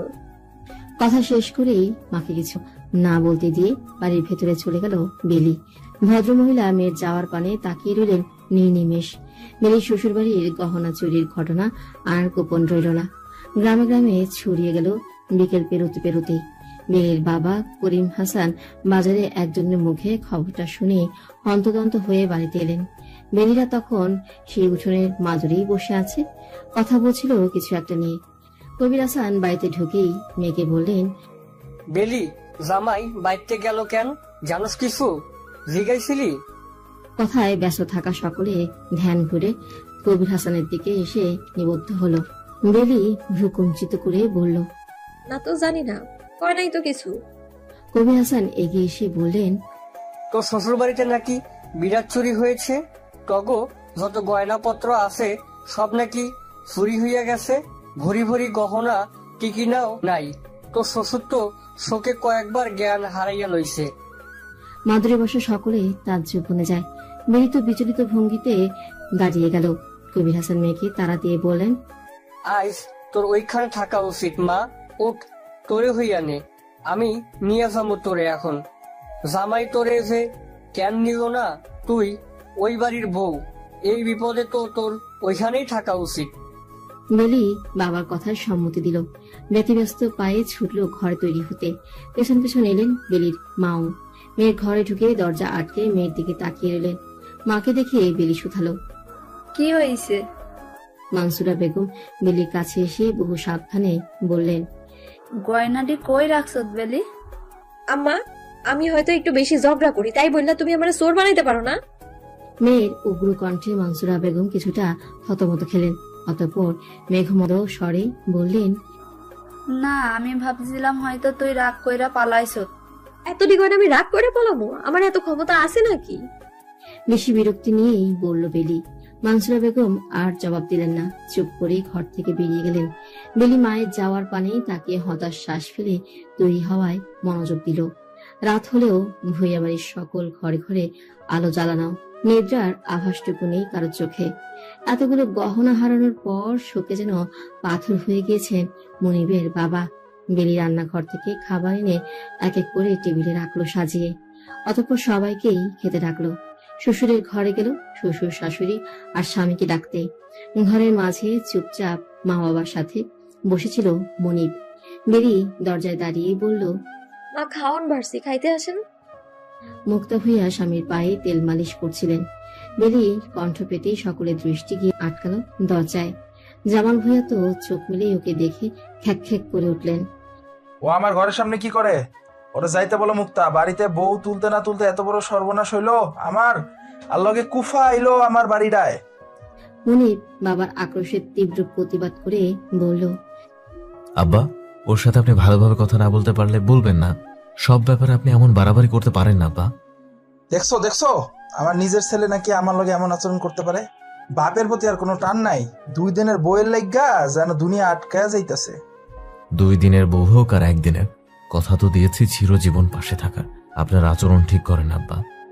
ঠিক করবো না কি করবা তুমি? হ্যাঁ, এবার বেলি দরজায় দাঁড়িয়েই উত্তর দিল, হ্যাঁ আর কি করব, করতেছে তো উপরওয়ালা। আমারে গয়না দেওয়ানোর সময় কইছিলেন না এই গয়না আমার শরীরে মানাইব না, এখন চোরের হাতে মানাইতেছে না। একেবারে ঠিক কাম হইছে। মাসের ছোট কইরা কথা কইলে তা নিজের উপর ফিরে আহে, বুঝছেন? বেলির কথা যেন আগুনে ঘি ঢালার মতন কাজ করলো। জামাল ভাইয়া আরো রেগে গেলেন। মুহূর্তে চেঁচিয়ে বাড়ি মাথায় করলেন। তিনি তাজ্জব হয়ে যাচ্ছেন রীতিমতো নতুন বউয়ের কথা শুনে। বাড়ির মানুষটা কিছুদিন আগে, আজকে অতিরিক্ত উত্তেজিত হয়ে আরেকটা স্ট্রোক করলে জীবন ঝুঁকিতে পড়ে যাবে। রাত তখন ভালোই হয়েছে। যার যার ঘরে ঘুমিয়ে আছে সকলে, কেবল সজাগ বেলি। আজও দক্ষিণ দিকে জানালাটা মেলে দেখি সৌন্দর্য মুগ্ধ হয়ে দেখছে। বাড়িতে আজও বিদ্যুৎ নেই। রাত হলে বিদ্যুৎ থাকাই দাঁড়িয়ে। অতিরিক্ত গরম কিংবা বৃষ্টি হলে বিদ্যুৎ চলে যায়। বাহিরের মৃদুবন্ধ বাতাস এসে গায়ে লাগছে। একধারে কতক্ষণ দাঁড়িয়ে রইল। এরপর পানি খাওয়ার জন্য গেল ড্রয়িং রুমে। ড্রয়িং রুমে যেতেই দেখলো কাজের মহিলাটি সজাগ চা বসিয়েছেন চুলাতে। হয়তো তার শাশুড়ির জন্য। ভদ্র মহিলা আবার চা খেতে পছন্দ করেন। নতুন বউ ঘুমাও নাই অহনো? ফরিদা বিবির কথায় রান্নাঘরের দরজায় তাকালো বেলি। পানির গ্লাসটা টেবিলের উপর রাখতে রাখতে বলল, না, ঘুমাইলে কি আর পানি খাইতে আসতে পারতাম? ফরিদা বিবি হাসলেন নতুন বউয়ের কথায়। রান্নাঘর থেকে আরেকটু এগিয়ে এসে বেলির কাছাকাছি দাঁড়ালেন। কিছুটা ফিসফিসিয়ে বললেন, জানেন আজ কি হয়েছে? আপনি তো বাড়িতে আসিলেন না। বড় বউ আপনার নামে কি কইছে জানেন? বেলি ভ্রু কুচকালো, মাথা নাড়িয়ে জিজ্ঞেস করলো, কি হয়েছে? ফরিদা বিবি সাবধানী কণ্ঠে বললেন, গয়না চুরির কথা ছড়াই যাওয়ানোর পর বড় বউ কয় গয়না নাকি আপনি নিছেন, কারণ এর আগে কখনো এ বাড়িতে চুরি হয় নাই। আপনি আহনের পর হইছে, তাই হের সন্দেহ আপনি কামড়া করছেন। ফরিদা বিবির কথায় ফুঁসে উঠল বেলি। কি? হ্যাঁ, এত বড় কথাটা বলছে সত্যি? খোদার কসম নতুন বউ হ্যাঁ বলেছে। পরে মনিব বাবজান আইসা এডি শুননা অনেক চিল্লা ফাল্লা করছে। হের লাইগা তো কেউ আর কিছু কয় নাই আপনারে, না হইলে এতক্ষণে আপনারা ছিঁড়া ফেলতো। বেলি হাসলো, ঠোঁট বাঁকিয়ে বলল, আমিও শিখতে জানি। কথা শেষ করে ঘরে চলে গেল সে। মনির তখনও ঘুমোচ্ছে, অথচ বেলি জেগে রইল নিশি। ঠান্ডা বাতাসে ঘর ভরে গেল, অথচ কোনো এক চিন্তায় ঘুম এলো না বেলির। বাড়ির মেহমান তেমন আর নেই। গহনা চুরি হওয়ার পরের দিনই প্রায় সকলে চলে গিয়েছে। কেবল ফুপি শাশুড়ি আর ওনার মেয়ে কণিকা রয়ে গিয়েছে। জামাল ভূঁইয়া 2 দিনই যেন গহনা হারানোর শোকে পুজো হয়ে গিয়েছেন। তবে বেলিকে দেখলে তার যথারীতি আক্রোশ ছোড়া অব্যাহত আছে। সকালের খাবার টেবিলে বসেছে সকলে, কেবল মনিব আর বেলি বাদে। বেলি সবাইকে খাবার দিচ্ছে আর মনিব দাঁড়িয়ে আছে অকারণ। জামাল ভূঁইয়া খেতে খেতে বললেন, তোমার কি হইছে? সবার লগে খাইতে পাও না কে? নতুন করে নিয়ম বানাইছো নাকি? মনিব অকপটে বলল, খিদে নেই। খিদা থাকবো না কে? প্রতিবেলায় এক কথা কাও কাহিনী কি? যেহেতু এক কথাই বলি, তার মানে কাহিনী তো আছে কিছু একটা, যা আপনাদের বলা যাবে না। তাহলে শুধু শুধু জিজ্ঞেস করার কি আছে? এবার মনিবের ফুপু তানু ভূঁইয়া খোঁচা মেরে বললেন, কাহিনী তুই না কইলে কি হইছে? আমরা কি জানি না লাগে? বউ পাগল এতই হইস যে অহন বউরে ছাড়া খাইতে পারস। ফুপুর মুখে কোনো কালেই লাগাম ছিল না, তা জানে মনিব। তাই কিছুটা রাগান্বিত চোখেই ফুপুর দিকে তাকালো। কণিকা নিজের মায়ের আচরণে বিরক্ত হয়ে বলল, আহা আম্মা, এত কথা কেন বলতে হবে তোমার? তানু ভূঁইয়া মেয়েকে ধমকে বললেন, কমই তো, আমি তো মিশা কিছু কই নাই, তুই চুপ থাক। সত্যি কইছেন ফুফু, কিন্তু আপনারে তো কেউ সত্য কইতে কয় নাই এইখানে। আর সেদিন দেখলাম ফুফা আপনার লাগিয়া খাওয়ানোর টেবিলে অপেক্ষা করতেছিল, মাছের অর্ধেক টুকরা রাইখা দিছিল। আপনি যাতে বাতের ব্যথা না বাইরা যায় তাই নিজে মোড়া সাইরা আপনারে বইতে দিছিল। ফুপার ভালোবাসা আপনি যে নিতাছেন, আমরা কি কিছু কইছি কখনো? তাইলে আপনি কেন এত কথা কইবেন বুঝান আমারে? বেলির মোক্ষম সময়ে মোক্ষম কথায় চুপ করে গেলেন তানু ভাইয়া। মনে ভাসল চাপা হাসি। ভ্রু নাচিয়ে বলল, ফুপি, এই জন্য বলি এত কথা সবসময় বলবেন না, বেলিশনে তো নাই। মনিবের বউকে এত আশকারা দেওয়া যেন মানতে পারল না চামেলি। তাচ্ছিল্য করে বলল, বাপরে, যেমনে বউরে মাথা তুলো, মনে হয় বউ না যেন সিন্নি। তাতে আপনার বড় জলে, তাই না আফা? বেলির টিটকারিতে রেগে গেল চামেলি। ধুমকে বলল, তুমি আমার লগে এমন কইরা কথা কইবা না বইলা দিলাম।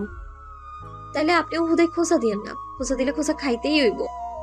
জামাল ভাইয়া এবার পুরো ঘর কাঁপিয়ে ধুমকে উঠলেন। একটা কথা কওয়া যায় না আজকাল এই ঘরে? কি একটা বউ যে আইলো, এর সোপায় শেষ হয় না। বেলি মুখ ভেঙচি দিল। আরো কিছু বলতো, কিন্তু মনিবের ইশারায় চুপ করে গেল। তাছাড়া এমনিতেও তার ঝগড়ায় মন নেই। সবাই খেয়ে উঠতেই খেতে বসলো মনি। মুখ চোখ অন্ধকার করে তাকে খাবার দিতে লাগলো বেলি। মেয়েটা যে রাগ করে আছে তা বুঝতে বাকি নেই মনিবের।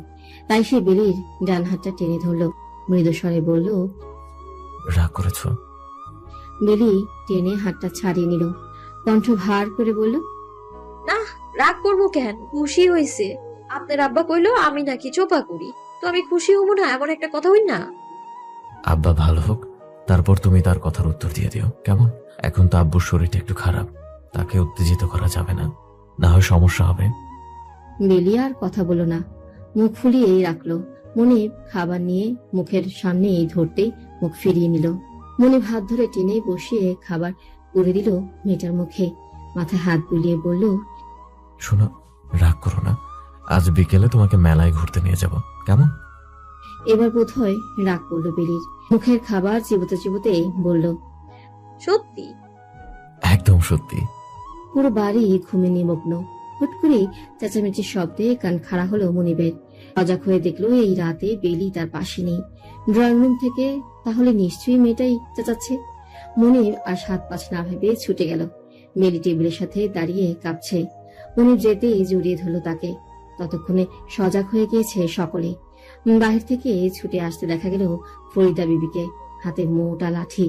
মনিব ভ্রু কুঞ্চিত করে শুধালো, কি হয়েছে, কি হয়েছে? বেলি তখনও কাঁপছে। ফরিদা বিবি কপালে ঘাম মুছতে মুছতে বললেন, চোরাই ছিল মনে হয়। ঘুম থেকে উঠটা দেখি বহনের রুমে কেডা জানি ফিস ফিস করে।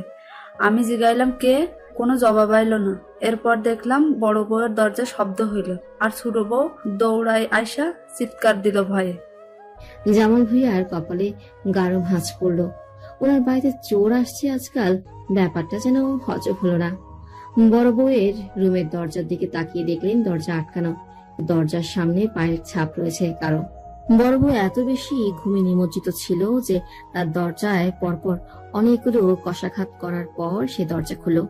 ঘুমে ঢুলো ঢুলো অবস্থা, টেনেও চোখ মেলে রাখতে পারছে না। জামাল ভুইয়া ধমকে উঠলেন চামেলিকে, কি ঘুমাও তুমি? হ্যাঁ, বাড়িতে চোর ধরা পড়লো নাকি ডাকাত পড়লো, কোনো খবরই নাই তোমার? চামেলির ঘুমে বিভ্রান্ত মস্তিষ্ক অস্ফুট স্বরে বলল, চোর চোর চোর আইছিল আবার। চোখ খুলে দাও, তোমার ঘরের সামনে চোর, তার চিহ্ন রেখা গেছে। চামেলি ঘুমে নিভে আসা চোখ জোড়াকে টান টান করে ফ্লোরের দিকে তাকালো। পায়ের ছাপ স্পষ্ট ফ্লোরে। চমকে গেল সে। ঘুম এবার পালালো বোধ হয়। দেখা গেল আতঙ্ক তার মুখে। আঁতকে উঠে বলল, কখন আইছিল চোর? আল্লাহ, হাই গডা, আল্লাহ দরজা আটকাইয়া আজকে ঘুমাইছিলাম। এই তখনও মনিবের মুখের কোনায় লেপটে আছে। জামাল ভাইয়া চামেলির দিকে গাঢ় সন্দেহ নিয়ে তাকালো। তার যেন বারবার মনে হতে লাগলো চামেলির এই চোখ টেনে আসা ঘুমটা নেহাতেই নাটকীয়, কিন্তু সেটা প্রকাশ করলেন না, বরং গম্ভীর কণ্ঠে বললেন, তালেব যতদিন না আইবো তোমার সাথে ফরিদা বিবি ঘুমাইবো, তারে সঙ্গে নিয়ে আইস থেকে ঘুমাইবা। শ্বশুরের আদেশ পছন্দ হলো না যেন চামেলির। সে কপাল কুঁচকে বলল, কেন? আমি কইছি তাই। তাহলে বিদেশ থেকে আইলে ফরিদা বিবি আবার নিজের জায়গায় ঘুমাইবো না? না আব্বা, আপনি তো জানেন অন্য কারো লগে আমি ঘুমাইতে পারি না। ঘুমাইতে হইব এখন। বাড়িতে যা কীর্তিকলাপ শুরু হয়েছে, তোমারও তো একলা রুমে আর দেওয়ান যাইবো না। একলা মাইয়া মানুষের রুমে চোরও যদি ঢুকে কি খারাপ হবে ব্যাপারটা ভাবছো? একবার আর কোনো কথা হইব না। শ্বশুরের সিদ্ধান্ত অপছন্দ হলো চামেলির, কিন্তু জামাল ভাইয়া তাতে আশকারা দিলেন না। বরং ফরিদাকে নির্দেশ দিলেন। তুমি আজ থেকে বড় বউয়ের সাথে ঘুমাইবা, কান সজাগ রাখবা, কে কি করে, কে আসে কে যায় আমারে জানাইবা। জামাল ভাইয়া শেষ কথায় ইঙ্গিত ছিল, যা অন্য কেউ তেমন বুঝতে না পারলেও মনিব বুঝল ঠিক। কিন্তু বেলির সামনে সে ইঙ্গিত নিয়ে কথা বললে খারাপ প্রভাব পড়বে বলে সে বুঝেও চুপ থাকে। দক্ষিণ দিকের জানালা ঘেঁষে সূর্যের আভা এসে পড়ছে কোনাকুনি খাটে। বেলির কৃষ্ণাভ মুখমণ্ডলে সে আলো দেখাচ্ছে আধ্যাত্মিক সুন্দর সুন্দর সুচালো ভ্রুজোড়া, সাথে চোখের অত্যাধিক বড় বড় পাপড়ি, যেগুলি যেন বেলির পুরো মুখের সৌন্দর্যতা বর্ধনে একাই ভূমিকা পালন করছে। মনিব হাত মুখ ধুয়ে সবে বের হয়েছে। সারা রাত ঘুম না হওয়ায় চোখজোড়া ফুলে লাল হয়ে আছে। শেষ রাতের দিকে বেলির যে গা কাঁপিয়ে জ্বর এলো, এরপর কি আর ঘুমিয়ে থাকা যায়? জলপট্টি দেওয়া, শরীর মুজিয়ে দেওয়া সব করেছে একা হাতে। ঘরে ঢুকতেই রৌদ্র স্নানে মুখরিত ঘুমন্ত বেলিকে দেখে সারা রাতে ক্লান্তি যেন হাওয়ায় মিলিয়ে গেল মনিবের। এত শান্ত কোমল মুখখানি পৃথিবীর সবটুকু শান্তি যেন ধারণ করে আছে। মনিব গিয়ে রোদের বরাবর দাঁড়ালো। অতিরিক্ত রোদে মেয়েটার ঘুমে ব্যাঘাত ঘটছে বিধায় সে জানালা আটকে দিল। পুরো রুম জুড়ে আধো অন্ধকার নেমে এলো নীরবেই। মনিব গিয়ে আলগোছে বেলির কপালে গাল স্পর্শ করলো, তারপর আঙ্গুল স্পর্শ করলো রুক্ষ ঠোঁট, যেন কত বছরের পিপাসায় ক্লান্ত এই ঠোঁট জোড়া। মনিবের স্বাদ জাগলো একবার পিপাসা মোচনের, কিন্তু মেয়েটার ঘুম ভেঙে যাবে বলে সে নিজেকে সংযত রাখলো। মাথায় পরপর কয়েকবার হাত বুলিয়ে বেরিয়ে গেল ঘর ছেড়ে। যাওয়ার আগে দরজাটা টেনে দিতে ভুলল না। খাবার টেবিলে সকলেই সকালের খাবারের জন্য একত্রিত হয়েছে। চামিলি খাবার এগিয়ে পিছিয়ে দিচ্ছে, সাথে ফরিদা বিবি সাহায্য করছেন। মনিবকে দেখেই মুক্তা হইয়া প্রথমে প্রশ্ন করলেন, ছোট বউ কই, উঠে নাই আইস? মনির মাথা নাড়ালো, টেবিলে বসতে বসতে বলল, না, জ্বর এসেছে, সারা রাত ঘুমায়নি, তাই এখন ঘুমাচ্ছে। বিচলিত হলেন মুক্তা হইয়া, ভ্রু কুঞ্চিত করে বললেন, জ্বর? মাঝরাতে ওনা ভালো দেখলাম। হ্যাঁ, হয়তো ভয় পেয়েছিল রাতে, তাই জ্বরটা এসেছে। কি যে শুরু হইল বাড়িটাতে। বইয়া বাড়িতে কখনো চোর পা রাখার সাহস করতে পারে নাই। এই এলাকার কারো এত কলিজা নাই, কিন্তু কয়দিন ধরে দেখি এই বইয়া বাড়িতেই কিনা চোর ঢুকতাছে। আমার কেমন ডর ডর লাগতাছে। বড়ে ভাই, আপনি কিছু ভাবেন না কি করবেন? মনিবের ফুপু তানু ভুইয়ার কথায় মাথা নাড়ালেন জামাল ভুইয়া। কিছু না ভাবতে ভাবতে কঠিন হয়ে এলো তার মুখ চোখ। নিরানন্দ স্বরে বললেন, দেই কি করা যায়, কিছু না কিছু তো করতেই হইব। এমন চোর কি এর আগে কখনো আইছিল এই বাড়িতে? জামাল ভুইয়া উত্তর দেন না।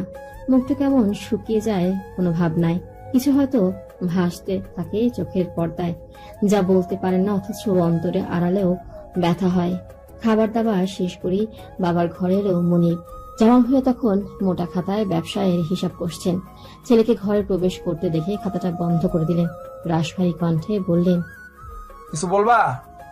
মনিব এসে কাঠের টুলটায় বসলো। তীর্যক চোখে তাকিয়ে রইল বাবার দিকে। মনে যেই প্রশ্নগুলো ঘুরপাক খাচ্ছে তা আদৌ বাবাকে বলা কতটুকু যুক্তিসঙ্গত হবে তাই ভাবছে ভেতর ভেতর।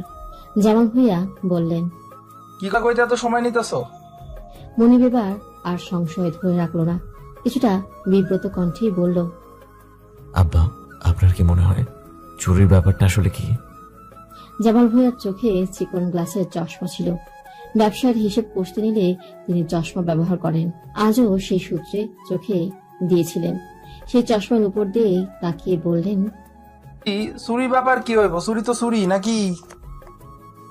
মনিব বাবার চতুরতা সম্পর্কে অবগত, তাই বাবার কথা ঘোরানোর এমন পারদর্শিতার মোটেও বিচলিত কিংবা উত্তেজিত হল না। ঠায় বসে থেকে বলল, ভাবিকে সন্দেহ করার কারণ কি? ছেলের কথা এবার জামাল ভুইয়া নড়ে চড়ে বসলেন। কপালে পড়ল 3 ভাঁজ। সন্দেহ করি? করেন না বলছেন? মনিব যে একেবারেই বাবার মতন চতুর হয়েছে তা জানেন জামাল ভুইয়া, তাই আর কথায় ঘুরিয়ে নয় ছয় না করেই বললেন, তালেব দেশে নাই 2.5 বছর, বড় বউয়ের বয়স মাত্র 23। এই বয়সে তার স্বামীর দূরে থাকাটা হয়তো তার জীবনে পাপ করার বড় কারণ হয়ে দাঁড়াইতেছে, তাই না? বিনা কারণে সন্দেহ করাটা অমূলক নয় কি? জামাল ভুইয়া ছেলের প্রশ্নে মাথা দুলালেন। আলগোছে খাট থেকে নেমে জানালা বরাবর দাঁড়ালেন, বললেন, বহু বছর আগে এমন ঘটনা এ বাড়িতে ঘটেছিল, তুমি তো জানো সেইটা নাকি? সব সময় একই ঘটনা বারবার ঘটবে তেমনটা তো না।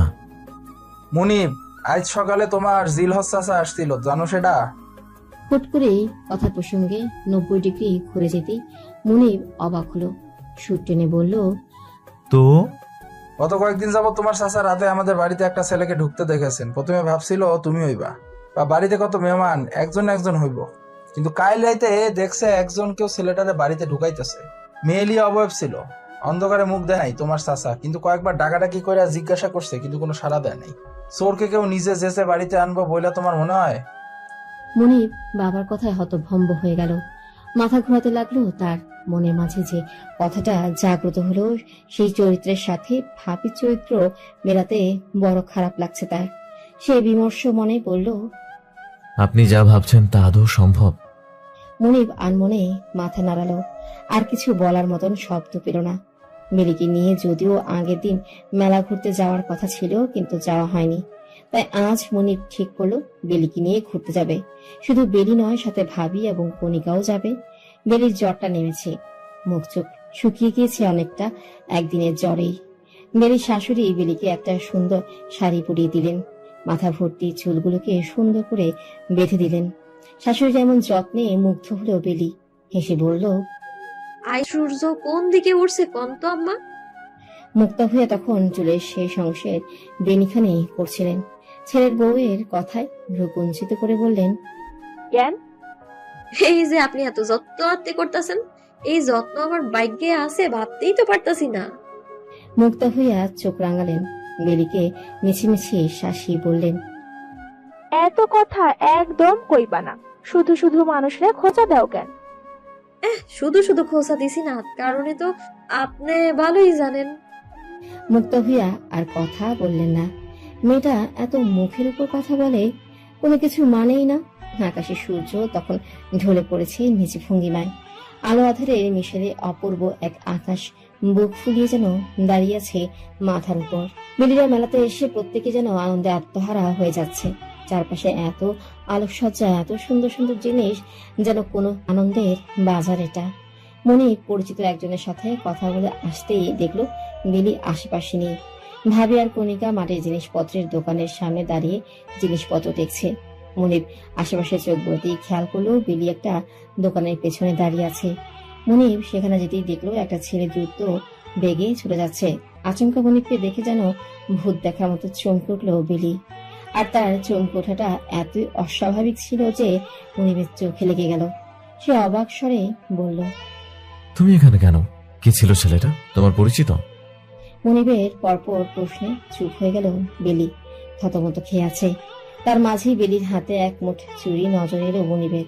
চুড়িগুলো ছো মেরে নিজের কাছে নিয়ে ব্যতিব্যস্ত কণ্ঠে বলল, এগুলো কে দিয়েছো তোমাকে? কার থেকে নিয়েছো? বেলির মুখটা এইটুকু হয়ে এলো ভয়। কথা বেরোচ্ছেই না, তবু অস্ফুট স্বরে বলল, ওই ছেলেটা গিয়েছে। মনিব কিং কর্তব্য বিমূঢ় হয়ে বলল, ওই ছেলে দিয়েছে? কেন? কে হয় তোমার? বেলি মাটির দিকে তাকিয়ে মিনমিন করে বলল, আমারে হুট করে এখানে ডাইকাই না কইলো, বড় ভাবিরে চুরিটি দিতাম, আর কাউরে যেন না কই। এরপরেই তো আমি কিছু কবার আগেই দৌড়ায় গেল গা। ছাদে আচারের বয়াম রোদে দিয়েছে মুক্তা ভইয়া। আচার রোদে দিলে দীর্ঘদিন ভালো থাকে, তাই তিনি রোদ উঠলে আচার শুকাতে দেন ছাদে। তাছাড়া বৃষ্টির মৌসুম, সবসময় রোদ পাওয়াও যায় না। যখনই রোদ ওঠে তখনই রোদের সঠিক ব্যবহার করা উচিত বলে তিনি মনে করেন। মুক্তা হয়ে আচার রোদে দিতেই বেলি উড়নচণ্ডীর মতন হাজির। উস্কো খুস্কো চুলগুলো খোলা, উদাস বাতাসে নড়ছে মৃদু মৃদু। শাড়িটাও ঠিক মতো পরনে নেই, কোনা দিয়ে পেট দেখা যাচ্ছে সামান্য। মুক্তা ভুইয়া ভ্রু কুঞ্চিত করলেন পুত্রবধূর এমন বেহাল দশায়। এ কি অবস্থা? তুমি ঘুমাও নাই? বেলি শাশুড়ির দিকে আর চোখে তাকালো, ঠোঁট উল্টে বলল, দুপুরে আবার ঘুম হইতে চায় না। আগে তো দুপুরে কখনোই ঘুমাইতাম না, সেই অভ্যাস যায় নাই। মুক্তা ভুইয়া ছেলের বউয়ের দিকে নিবিড় পায়ে এগিয়ে এলেন, কোমরে হাত রেখে বললেন, না ঘুমাইয়া কি করতা? কেন, পথে পথে হাঁটতাম আর দেখতাম কারো বাড়ির আম পাকছে কিনা, কারো বাড়ির গাছে জাম ধরছে কিনা। মানুষের বাড়ির আম জাম দিয়া তোমার কি কাম আছিল? শাশুড়ির প্রশ্নে লাজুক হাসলো বেলি। কাপড়ের আঁচলে আঙ্গুল পেঁচাতে পেঁচাতে বলল, লুকাইয়া সেই গাছ থেকে এইগুলান পাড়ে আনতাম, তারপর খাইতাম। বেলি লজ্জা পাওয়ার ভঙ্গিতে হেসে ফেললেন মুক্তা ভূঁইয়া। বেলির কাছাকাছি এসে মাথায় হাত বুলালেন মেয়েটার। এই ছেলের বউকে দেখলে তার ভীষণ মায়া মায়া লাগে। কন্যা সন্তান তার ভীষণ পছন্দের ছিল, যদিও সৃষ্টিকর্তা তাকে কন্যা দেননি। ভেবেছিলেন ছেলের বউদেরকে নিজের মেয়ের মতন রাখবেন, কিন্তু বড় বউ আসতেই তার সেই ধারণা বদলে গেল। বড়লোক বাপের মেয়ে ছিল বড় বউ, তেমন করে কারোর সাথে মিশতেই চাইতো না। আলাদা আলাদা থাকতেই যেন তার ভীষণ ভালো লাগে। তাই আগ বাড়িয়ে মুক্তা ভূঁইয়া আর মেয়ে পাওয়া হলো না। কিন্তু ছোট বউ সে আফসোস ঘুচিয়ে দিল যেন। প্রথম যেদিন এলো সেদিনই পুরো বাড়িতে অবিশ্বাস্যকর চঞ্চলতা ছড়িয়ে পড়ল। মেয়েটাকে একটু বেয়াদব লেগেছিল যদিও, কিন্তু দিনে দিনে বড় কাছের হয়ে যাচ্ছে মেয়েটা, বড় মায়া পড়ে যাচ্ছে। লুকাইয়া খাওয়া চুরি জানো না? শাশুড়ির প্রশ্নে বেলি চোখ গোল গোল করে তাকালো, গাল ফুলিয়ে বলল, কে কইল চুরি? শৈশবের সবকিছুই আনন্দ, স্মৃতি আর সুখ, কোনো কিছুই চুরি না। বাপরে, এত জ্ঞানী কথাও জানো তুমি? ভাবছিলাম তো বাসর ঘরের গান ছাড়া তেমন কিছুই জানো না। শাশুড়ির ঠ্যাস মারা আত্মায় বেলির গোল গোল চোখ লজ্জায় নিভু নিভু হয়ে গেল। দৃষ্টি ঘুরিয়ে ফেলল দ্রুত। দাঁত দিয়ে নখ কেটে পরিস্থিতি হালকা করতে চাইল। মুক্তা ভূঁইয়া ছেলের বউয়ের জব্দ হওয়া মুখমণ্ডল দেখে হেসে কুটি কুটি। বেলিও কতক্ষণ হাঁসফাঁস করে পর মুহূর্তেই হেসে দিল। তাদের মধ্যে কথোপকথন গাঢ় হলো। মুক্তা ভূঁইয়া ছেলের বউকে বসিয়ে মাথায় তেল দিতেও শুরু করে দিলেন। সাথে কত গল্প। দুপুরের রোদও নিভে এসেছে ততক্ষণে। বাতাসের বেগ বেড়েছে কিছুটা। ঠান্ডা বাতাসে আড্ডা জমে গেল আরো। দুজনের সুখের কথা, শোকের কথা দুজনকে বলতে লাগলো বন্ধুর মতন। আড্ডার এক সময় মুক্তা ভূঁইয়া হুট করেই বেলিকে বললেন, একটা কথা সত্যি কইরা বলবা? বেলি বসেছিল সোজা মুখ করে। পেছনে বসে মুক্তা ভূঁইয়া তেল দিয়ে দিচ্ছিলেন। শাশুড়ির কথায় বেলি শাশুড়ির মুখের দিকে তাকালো, মাথা নাড়িয়ে বলল, কি? বড় বউরে বলে সেদিন মেলায় একজন চুরি দিয়া গেছিল, এরা সত্যি? বেলি হয়তো এই প্রশ্নটা আশা করেনি, তাই কিছুটা থতমত খেয়ে গেল। তার উপর সেদিন মনি বলেছিল এই চুরির কথাটা বাড়ির কেউ যেন না জানে। তাহলে মা জানলেন কি করে? তা ভেবে ভেবে মাথা ব্যথা হয়ে গেল তার। মুখটা শুকিয়ে ছোট হয়ে গেল। আমতা করতে লাগলো বারংবার। মুক্তা ভূঁইয়া ভরসা দিলেন, আশ্বস্ত কণ্ঠে বললেন, আমারে কও, আমারে কইলে কিচ্ছু হইব না। বেলি ভরসা পেল না, তবুও মুনিবের কথা অমান্য করার সাহস পেল না। মুক্তা ভূঁইয়া ছেলে বুকে চুপ করে থাকতে দেখে দীর্ঘশ্বাস ফেললেন। হতাশ কণ্ঠে বললেন, বড় বউরে বাড়িতে আনছি 3 বছর। বিয়ার কয়েক মাস পরেই আমার পোলারা বিদেশ গেল গা। অল্প বয়সী মাইয়া, স্বামীর সাথে সোহাগ বাড়ার আগে স্বামীর সাথে দূরত্ব বাড়লো। কিন্তু তাই বইলা সে বাহিরের কারোর সাথে এমন সম্পর্ক করব, তা তো মন মান চায় না। তোমার শ্বশুর যখন কইলো, আমার তো পায়ের নিচ থেকে মাটি সরে গেল। মায়াটা উগ্র মেজাজি, রাগী, কটু কথা কয়, সব মানছি, কিন্তু তাই বইলা চরিত্রের সমস্যা। এখন হাতে নাতে ধরতে না পারলে তো জিজ্ঞাসা করাও যায় না, কোন কথা কেমনে ঘুরায় ফেলবো কওয়া যায়? এ যে চালাক মাইয়া। শাশুড়ির এমন হাপিকতে সে বেলি চুপ করে থাকে। তারও মন খারাপ হয় ভীষণ। বেলি অবেলায় শুয়ে আছে বিছানায়। রুম অন্ধকার। মনির বাইরে থেকে এসে এই অন্ধকার রুমটা দেখে অবাক হয়ে গিয়েছিল প্রথম পর্যায়ে। পরবর্তীতে ধাতস্থ হলেও রুমে বেলি শুয়ে আছে। ভর সন্ধ্যাবেলা বাড়িতে লম্ফঝম্প না করে শুয়ে আছে মেয়েটা। এই ব্যাপারটা বড়ই বিস্ময়কর ঠেকলো মনিবের কাছে। এগিয়ে গেল ধীর পায়ে। বেলি পাশ ঘেঁষে গায়ে গা ঠেকিয়ে বসলো। নরম হাতে মাথায় হাত রাখলো। মেয়েটার কাছে এলেই মনিবের কি যেন হয়। পৃথিবীর সমস্ত মুগ্ধতা এসে ভর করে তার চোখে মুখে। বুকের উত্তাল ঢেউ নীরব হয়ে যায়। নিজেকে মনে হয় সর্বসুখী। মাথায় কারো হাতের স্পর্শ পেতেই ঘুম ছুটে গেল বেলির। চোখ মেলে তাকালো।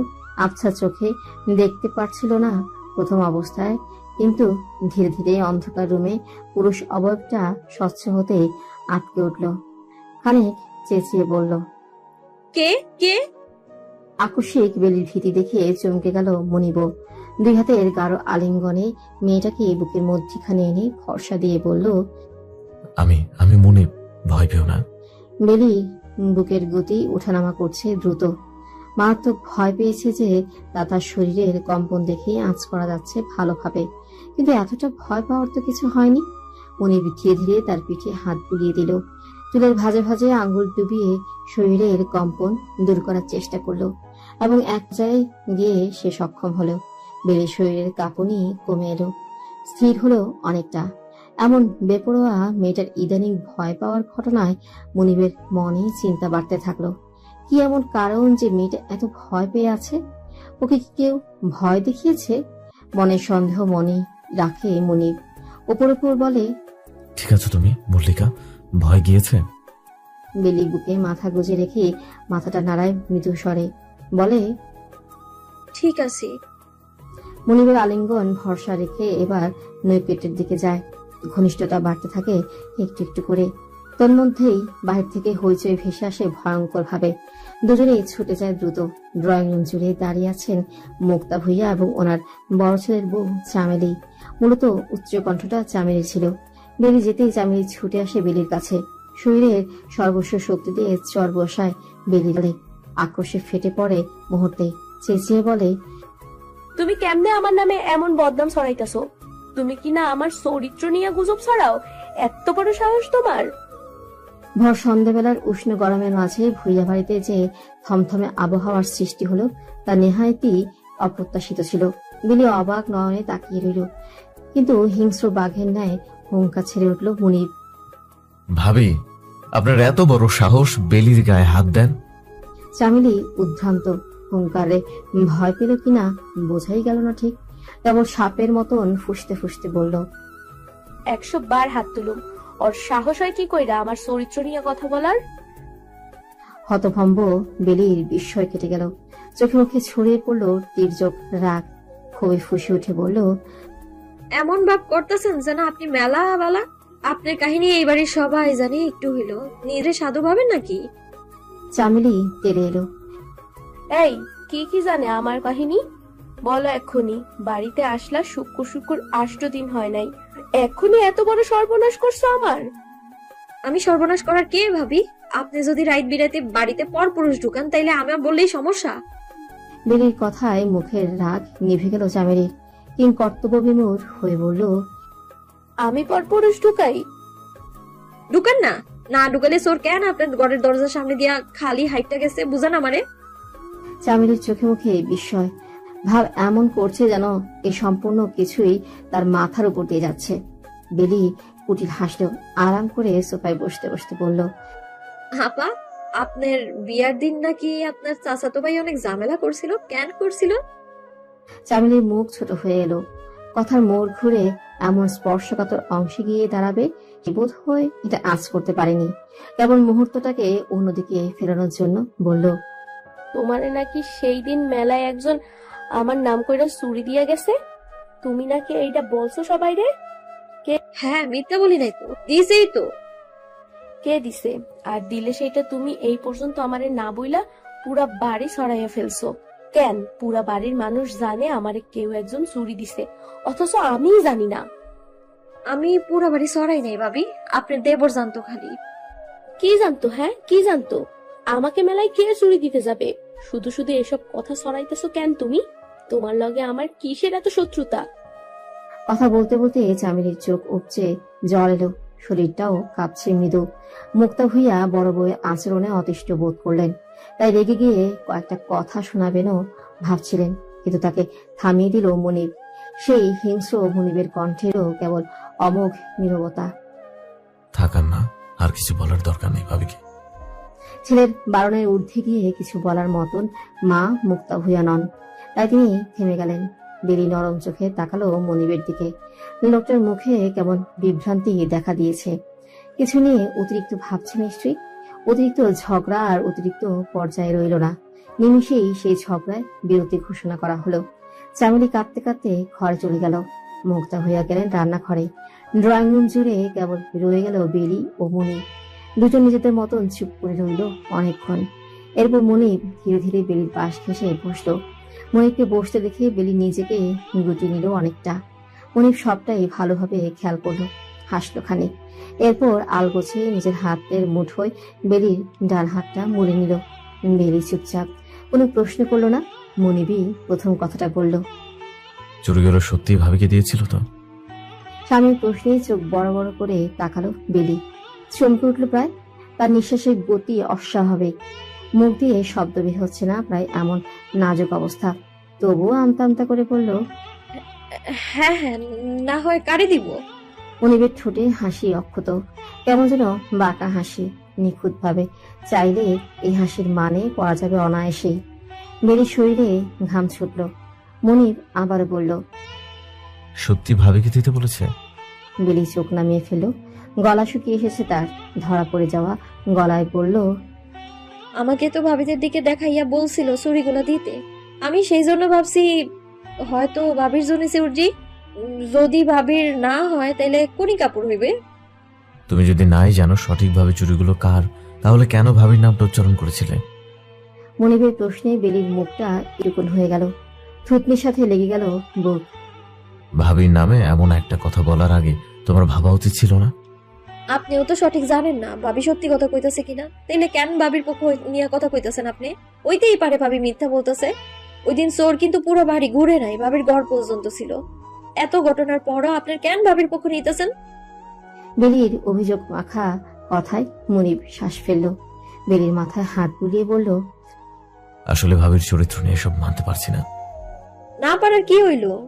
আমি যেদিন আপনাকে বাড়ি আইলাম সেই দিন ভাবি টিটকারি মাইরা কইতাছিল আপনার নাকি ভাবির প্রতি টান আছিল, ভাবি সুন্দর ছিল বইলা। ভাবি যদি এমন কইতে পারে আপনারে নিয়ে, তাইলে আপনি তার পক্ষে পক্ষ ধরেন কেন? বেলির প্রতিটা কথায় যুক্তিসঙ্গত, তাই মনিব আর রাগ করল না। কেবল বেলির চুলের ভাঁজে আঙ্গুল ডুবিয়ে আপন মনে কি যেন ভাবল। টানা কয়েকদিন যাবৎ বৃষ্টি হচ্ছে, কালবৈশাখী ঝড়ে নড়ে যাচ্ছে যে চারপাশ। বাগান থেকে হরেক রকমের ফুলের ঘ্রাণ ভেসে আসে ঝড়ো হাওয়ায়। বেলি উন্মাদ হয়ে যায় ঝড় ছুটলেই। বৃষ্টিতে ভিজে যেন তার নেশা। এই তো কিছুক্ষণ আগে দুপুরের তীব্র রোদের আকাশ মুহূর্তেই অন্ধকার করে শুরু হয়ে গেল ঝড়। বেলি তখন রান্নাঘরে ছিল, শাশুড়ির সাথে রান্নার কাজে নিমগ্ন। রান্নাঘরের জানালা দিয়ে বাতাস আসতেই বেলির মন ফুরফুরে হয়ে গেল। বাচ্চাদের মতন বেজায় আনন্দিত স্বরে বলল, মা বৃষ্টি আসবো লাগে। মুক্তা হইয়া মাছ ভাজছিলেন, দৃষ্টি তার কালো কড়াইটাতে ছিল। পুত্রবধূর কথায় তিনি দৃষ্টি নড়চড় না করেই বললেন, হ, বাতাসটা তাই কইতাছে। বেলির আনচান আনচান মন উন্মনা হয়ে যাচ্ছে বারে বারে। জানালার দিকে তাকিয়ে চোখ চলে যাচ্ছে তার, কিন্তু শাশুড়িকে বলার সাহস হচ্ছে না তার চঞ্চল মনের আবদার। এর মাঝে আকাশ কাঁপিয়ে বৃষ্টি এলো। বৃষ্টির অনন্ত ধারায় ভরে গেল আঙ্গিনা। বেলি খুশি মনে বারবার জানালা দিয়ে বাহিরে হাত বের করে দিচ্ছে। মুক্ত হইয়া সবটাই দেখলেন নীরব চোখে, কিন্তু বেলিকে কিছু বললেন না। অবশেষে বেলি গাইগুই করে আবার শাশুড়িকে ডাকলো, মা আপনি বৃষ্টি পছন্দ করেন? করতাম, যখন তোমার মতন বয়স ছিল। এখন বয়স বদলাইছে, চাহিদাও বদলাইছে। বেলি শাশুড়ির দিকে তাকালো, কাজ শিখেই তুলে জড়িয়ে ধরল তাকে। বাচ্চা মেয়েটির মতন আবদার করে বলল, চলেন না একটু বিজি। বয়স বাড়লে চাহিদা বদলায়, কিন্তু বৃষ্টিতে ভিজার আনন্দ সব বয়সেই থাকে। আয়ের না মা একটু বিজি। বেলি আচমকা জড়িয়ে ধরাটা এতটাই অপ্রত্যাশিত ছিল যে মুক্ত হইয়া অবাক হয়ে গেলেন। তার উপর এমন প্রাণ খোলা আবদার। তিনি কতক্ষণ শক্ত হয়ে তাকিয়ে রইলেন পাথরের মতন। বেলি দ্বিধায় পড়ল, তাই হাতের বাঁধন আলগা করতে চাইল, কিন্তু তার আগেই মুক্তা হইয়া তাকে আরো শক্তপোক্ত ভাবে জড়িয়ে ধরলেন। আহ্লাদ করে বললেন, ভিজবা তুমি বৃষ্টিতে? চলো, আজ রান্না বান্না সব পরে হবে, আগে আমরা আনন্দ কইরা লই। খুশিতে আত্মহারা বেলি শাশুড়িকে নিয়ে এক ছুটে বাড়ির বাহিরে চলে গেল। ভারী বর্ষণে ভিজে গেল দুজনেই। তাদের খিলখিলিয়ে হাসি ভুইয়া বাড়ির প্রাঙ্গণে প্রেমের বীণা বাজাতে আরম্ভ করলো। বারান্দায় দাঁড়িয়ে থাকা মনিব মুগ্ধ হলেও এই দৃশ্যে। জামাল ভুইয়া কাজ করছিলেন ঘরে। এমন হাসির শব্দে তিনিও জানালা ভেদ করে নিচে তাকে অবাক হয়ে গেলেন। নিজের রাগী স্ত্রীর এমন শৈশব মেশানো আনন্দ দেখে তার ভারী মন ভালো হয়ে গেল। পৃথিবীর সবচেয়ে সুন্দর মুহূর্ত ধরা পড়ল সওদাগর বাড়ির আঙ্গিনায়। বৃষ্টি বাড়ল, সাথে বাড়তে লাগলো আনন্দ। কিন্তু হুট করেই আনন্দে বড় বিস্ময় নিয়ে বেলি মাথা ঘুরিয়ে পড়ে গেল মাটিতে। শরীর হয়ে গেল অবচেতন, নিশ্চুপ। বাইরে ঝড় হাওয়া উথাল পাথাল বইছে। গত 2 দিন যাবৎ এত বৃষ্টি কেন হচ্ছে তার হদিশ পাচ্ছে না কেউ। বেলির শরীরটা দুর্বল। কাল মাথা ঘুরে পড়ে যাওয়ার পর তাকে ডাক্তারের কাছে নেওয়া হয়, কিছু পরীক্ষা নিরীক্ষা করা হয়, তারপর মুনিব বাড়ি নিয়ে আসে তাকে। কিন্তু শরীরে দুর্বলতা কাটছে না কিছুতেই বেলির। মাথা ঘুরছে অনবরত, প্রেশারও বাড়া। ডাক্তার বলেছেন অতিরিক্ত প্রেশার বেড়ে যাওয়ার কারণে এমন মাথা ঘুরছে। বেলি আজ স্নান করে বাথরুমে কাপড় রেখে এসেছে। ধোয়ার মতো শক্তি তার ভেতরে অবশিষ্ট ছিল না। মনিব সেই কাপড়গুলো অব্দি ধুয়ে দিয়েছে। বেলি বারণ করা সত্ত্বেও সে শুনেনি। এখন বিছানায় শুয়ে আছে বেলি। মনিব বারান্দায় দাঁড়িয়ে আছে, কারোর সাথে ফোনে কথা বলছে হয়তো। বেলি তাকে একবার সাবধান করতে ডাকলো। বৃষ্টি সিটা আসতেছে না শৈলে, ঘরে আইসা কথা বলেন, বিজ্জা যাইবেন তো। মনিব ফোন কানে রেখে বারান্দার দরজা দিয়ে উকি মেরে হাসলো। ঠোঁট কামড়ে হাসি চেপে বলল, আসছি। বেলিও হাসির বিপরীতে হাসি বিনিময় করলো। বৃষ্টির থামাথামির নাম নেই। মনিব কথা বলে ঘরে এলো। বেলির পাশ ঘেঁষেই বসলো। স্নেহ ভরা হাতে মাথায় হাত বুলিয়ে দিল। বেলি উষ্ণ আদরে চোখ বন্ধ করে রাখলো। অনেকটা নীরবতায় সময় কাটার পর মনিব হুট করেই বলল, রঞ্জনডি, একটা কথা বলবে? কি? তুমি কি বিয়ের আগে কাউকে পছন্দ করতে?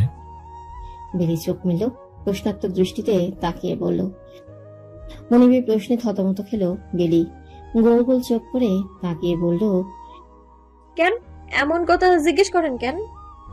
না, হতেই পারে বিয়ের আগে তুমি কাউকে পছন্দ করতে।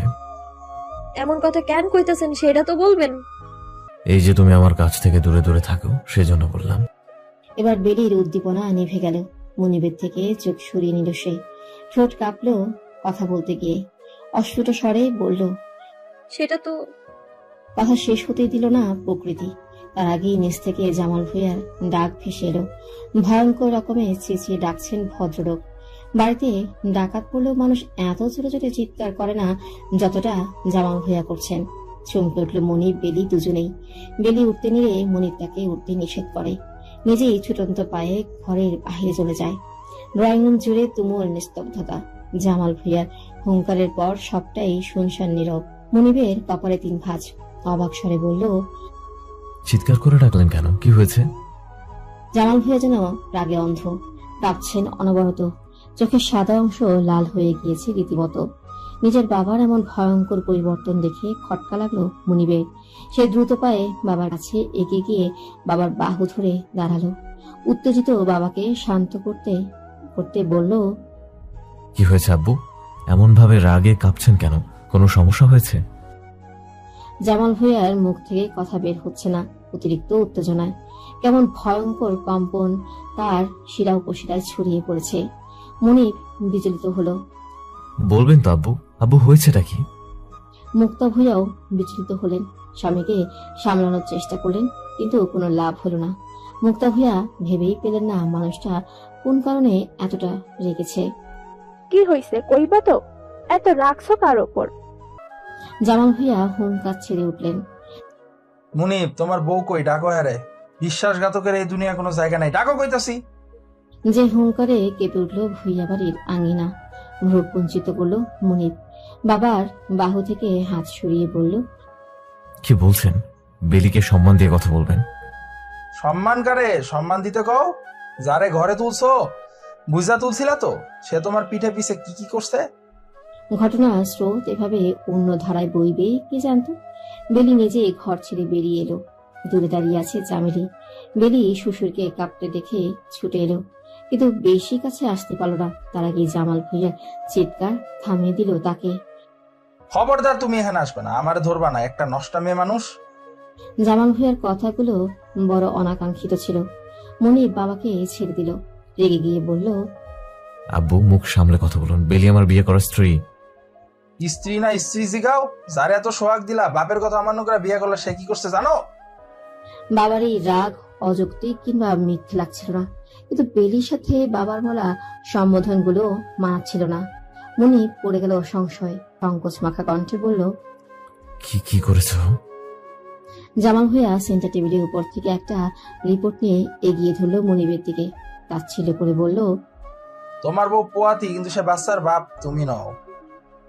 আকাশে মেঘ করে ঘন গর্জন দিয়ে উঠলেও এত জোরে বুকের ভেতর গিয়ে কম্পন সৃষ্টি করে না যতটা না এখন সৃষ্টি করলো। মুক্তা হইয়া মুখ চেপে ধরলেন বিস্ময়। দূরে দাঁড়িয়ে থাকা চামিলেও চোখ পেরিয়ে আসা উপক্রম। চমকে উঠল বেলি। কি কি কন এডি? আমি কি কই তুমি জানো না? এত বড় বেইমান আমার বাড়িতে আছে, এটা ভাবলেও তো আমার মাথা রক্ত উঠা যাইতেছে। মনিব হেসে দিল, বোকা বোকা কণ্ঠে বলল, আব্বু আপনিও না, এমন মজা করে কেউ? মনিবের চোখে মুখে অবিশ্বাস। সেজন্য বাবার কথাটা মানতেই পারছে না। জামাল ভুঁইয়ার চোখ টলমল করে উঠল। ছেলেকে চরম সত্যিটা জানাতেও তার কষ্ট হচ্ছে ভীষণ। তবুও বলল, তোমার বউ পেয়াতি 3 মাস তার বাচ্চার বয়স, অথচ তোমাকে বিয়ে হয়েছে আজ 23 দিন। এই সব বুঝাও আমারে? মনিব বাবার মুখের কথা বিশ্বাস করল না যেন। রিপোর্টের কাগজটা ছিনিয়ে নিয়ে নিজেই দেখতে লাগলো। উদ্ভ্রান্তের মতন কতক্ষণ চোখ ঘোরালো সেই কাগজটায়। বেলিও এগিয়ে গিয়ে মনিবের পাশে দাঁড়ালো। কণ্ঠে ভয় তার, আতঙ্ক নিয়ে বারবার বলল, কি দেখেন? সত্যি করে কোন তো আব্বা যা কইছে তা কি সত্যি? আপনি বিশ্বাস করেন? মনিব মৃদু চোখ দিয়ে রিপোর্টার দিকে তাকিয়ে রইল। কিছুই উত্তরে বলল না। মুক্তা ভুঁইয়া ছুটে এলেন ছেলের কাছে। কাঁদতে কাঁদতে বললেন, আব্বা, তোর বাপ যা কইতাছে তা কি ঠিক? আমার একটুও বিশ্বাস হয় না। একটু কস না, তোর বাপ ভুল দেখছে তাই না? মনিব ধপ করে সোফায় বসে পড়ল। রিপোর্টগুলো হাতের মুঠোই রইল। ভগ্ন কণ্ঠে বলল, ঠিক। তুমুল ঝড়, ভুঁইয়া বাড়ির ভেতরে জটলা। মনিবের ফুপি ফুপা চাচারা খালারা সব দিয়ে ঘর ভরে গিয়েছে। কয়েক ঘন্টার ব্যবধানে পুরো বাড়িতে মানুষে গম গম করছে। বেলির বাবা মাও এসেছেন। কাঠগড়ায় আসামি বেলি। মনিব বিধ্বস্ত প্রায়। বেলির বাবা করজোরে দাঁড়িয়ে বললেন, আমার মাইয়া এমন কখনো করতে পারে না। বেয়াই সাহেব, আপনি ভুল করতেছেন। জামাল ভুঁইয়া তেড়ে এলেন। কবির হাসানের বুকে ধাক্কা মেরে বললেন, এই ডাক্তার রিপোর্ট ভুল। আপনার মাইয়ারে বাড়িতে তোলার পর থেকে চুরি হইলো, পরপুরুষ ঢুকলো, কত কি হইলো। আমরা দোষ দিলাম আরেকজনরে, কিন্তু আজ সত্য জলের মতন পরিষ্কার। পুরো ঘটনায় যে সবচেয়ে বেশি খুশি হয়েছে সে হলো মনিবের ফুপি তানু ভুঁইয়া। তিনি তো সোফায় পা দুলাতে দুলাতে মুখ ভেঙচিয়ে বললেন, প্রথম থেকে এই মাইয়ারে আমার সন্দেহ হইতো। কি চোপা মাইয়ার, আজই হলো তো শান্তি। বেলির মা পা ধরলেন জামাল ভুঁইয়ার। বেলির বাবাও তাই করলেন, কিন্তু বেলি নিরুত্তর। জামাল ভুঁইয়া এমন নিরুত্তর বেলিকে দেখে আরো খেপে গেলেন। কাল লেগে আপনারা পা ধরেন? ওই দেখেন আপনার মাইয়া কি সুন্দর ওখানে দাঁড়াই আছে, দেখছেন? সত্য চাপা দিতে পারবো না তাই চুপ করে আছে। এ বেইমানির শাস্তি পাইতেই হইব। আপনাকে মুখে চুনকালি লাগাইয়া বাড়ি থেকে বাইর করুন, নইলে আমার নাম জামাল ভুঁইয়া না। জামাল ভুঁইয়ার এমন রাগে আটকে উঠল সবাই। তানু ভুঁইয়ার স্বামী নিষেধ করতে এলে রাম ধমক দিয়ে থামিয়ে দেন তিনি। বেরির মায়ের হাউমাউ করা কান্না আরো বাড়তে থাকে। ছুটে গিয়ে মেয়ের গালে অনবরত চড় দিতে দিতে বলে, মুখ পুড়ে তুই ক সব মিথ্যা, ক এই একটা কথাও সত্যি না। মায়ের চিৎকার মা করতেই থাকে। বেলি এক ধ্যানে তাকিয়ে থাকে মনিবের দিকে। অতঃপর সর্বহারা অভাগিনীর মতো প্রাণহীন পায়ে মনিবের কাছে এগিয়ে যায়। আসন পেতে বসে মনিবের পায়ের কাছটায়। এক বুক আশা নিয়ে মনিবকে শুধায়, আপনি তো আমারে বিশ্বাস করেন তাই না? আপনি তো জানেন আমি কেমন, বিশ্বাস করেন তো নাকি? বিধ্বস্ত মনিব চোখ তুলে অব্দি তাকায় না। কাঁদতে কাঁদতে চোখের কোনা লাল হয়ে গিয়েছে ছেলেটার। সে দু হাতের আঁচলে মুখ চেপে ধরে অস্ফুট স্বরে বলল, আমি তোমায় ভালোবেসেছিলাম মল্লিকা, তুমি এভাবে ঠকাতে পারলা? এরপর পরিবেশ নিস্তব্ধ। কেবল মনিবের হুহু কান্নার শব্দ গায়ে কাঁটা দিয়ে ওঠে সকলের। বেলি হাসে, বিড়বিড় করে বলে, কে কানে ঠকাইলো তার বিচার না হয় গোপনেই হইব। এরপর ভাগ্য বিধাতার ইশারায় সব খারাপটাই হয় বেলির পরিবারের সাথে। বেলির মাথার চুলগুলো ফেলে দিয়ে মুখে কালি মাখিয়ে এই ভোর সন্ধে বেলায় পুরো গ্রামে ঘোরানো হয়। বেলিও ঘুরে। মনিব 1000 বার বাবাকে নিষেধ করে, কিন্তু জামাল ভুঁইয়া সেই নিষেধ মানলে তো বেলির বাবা মায়ের আকুতিও শুনে না কেউই। পুরো গ্রাম ঘুরিয়ে এরপর গ্রাম থেকে বের করে দেওয়া হয় মেয়েটাকে। ও একটা বার ফিরেও তাকায় না, একটা বার নিজের পক্ষে কিচ্ছু বলে না। হয়তো বুঝে গিয়েছে ওর ভাগ্য আজ ওর বিপক্ষে। মনিব মাথা ঘুরে পড়ে যায় শেষমেশ। এত কঠোরতা সে মানতে পারে না হয়তো। সপ্তাহখানিক পর রাতের আকাশে ভীষণ জোরে জোরে বজ্রপাত হচ্ছে। খুব তাড়াতাড়ি বৃষ্টি আরম্ভ হবে হয়তো। জানালার কাছের টেবিলটায় বসে আছে মনি, উদাস দুটি চোখ। হুট করে মাঝরাতে তার দরজা খোলার শব্দ হতেই সে চমকে দরজার দিকে তাকায়। চামেলি সেখানে দাঁড়িয়ে আছে লাল টুকটুকে শাড়ি পরে। মনি ভাবিকে দেখে কিছুটা অবাক স্বরে বলে,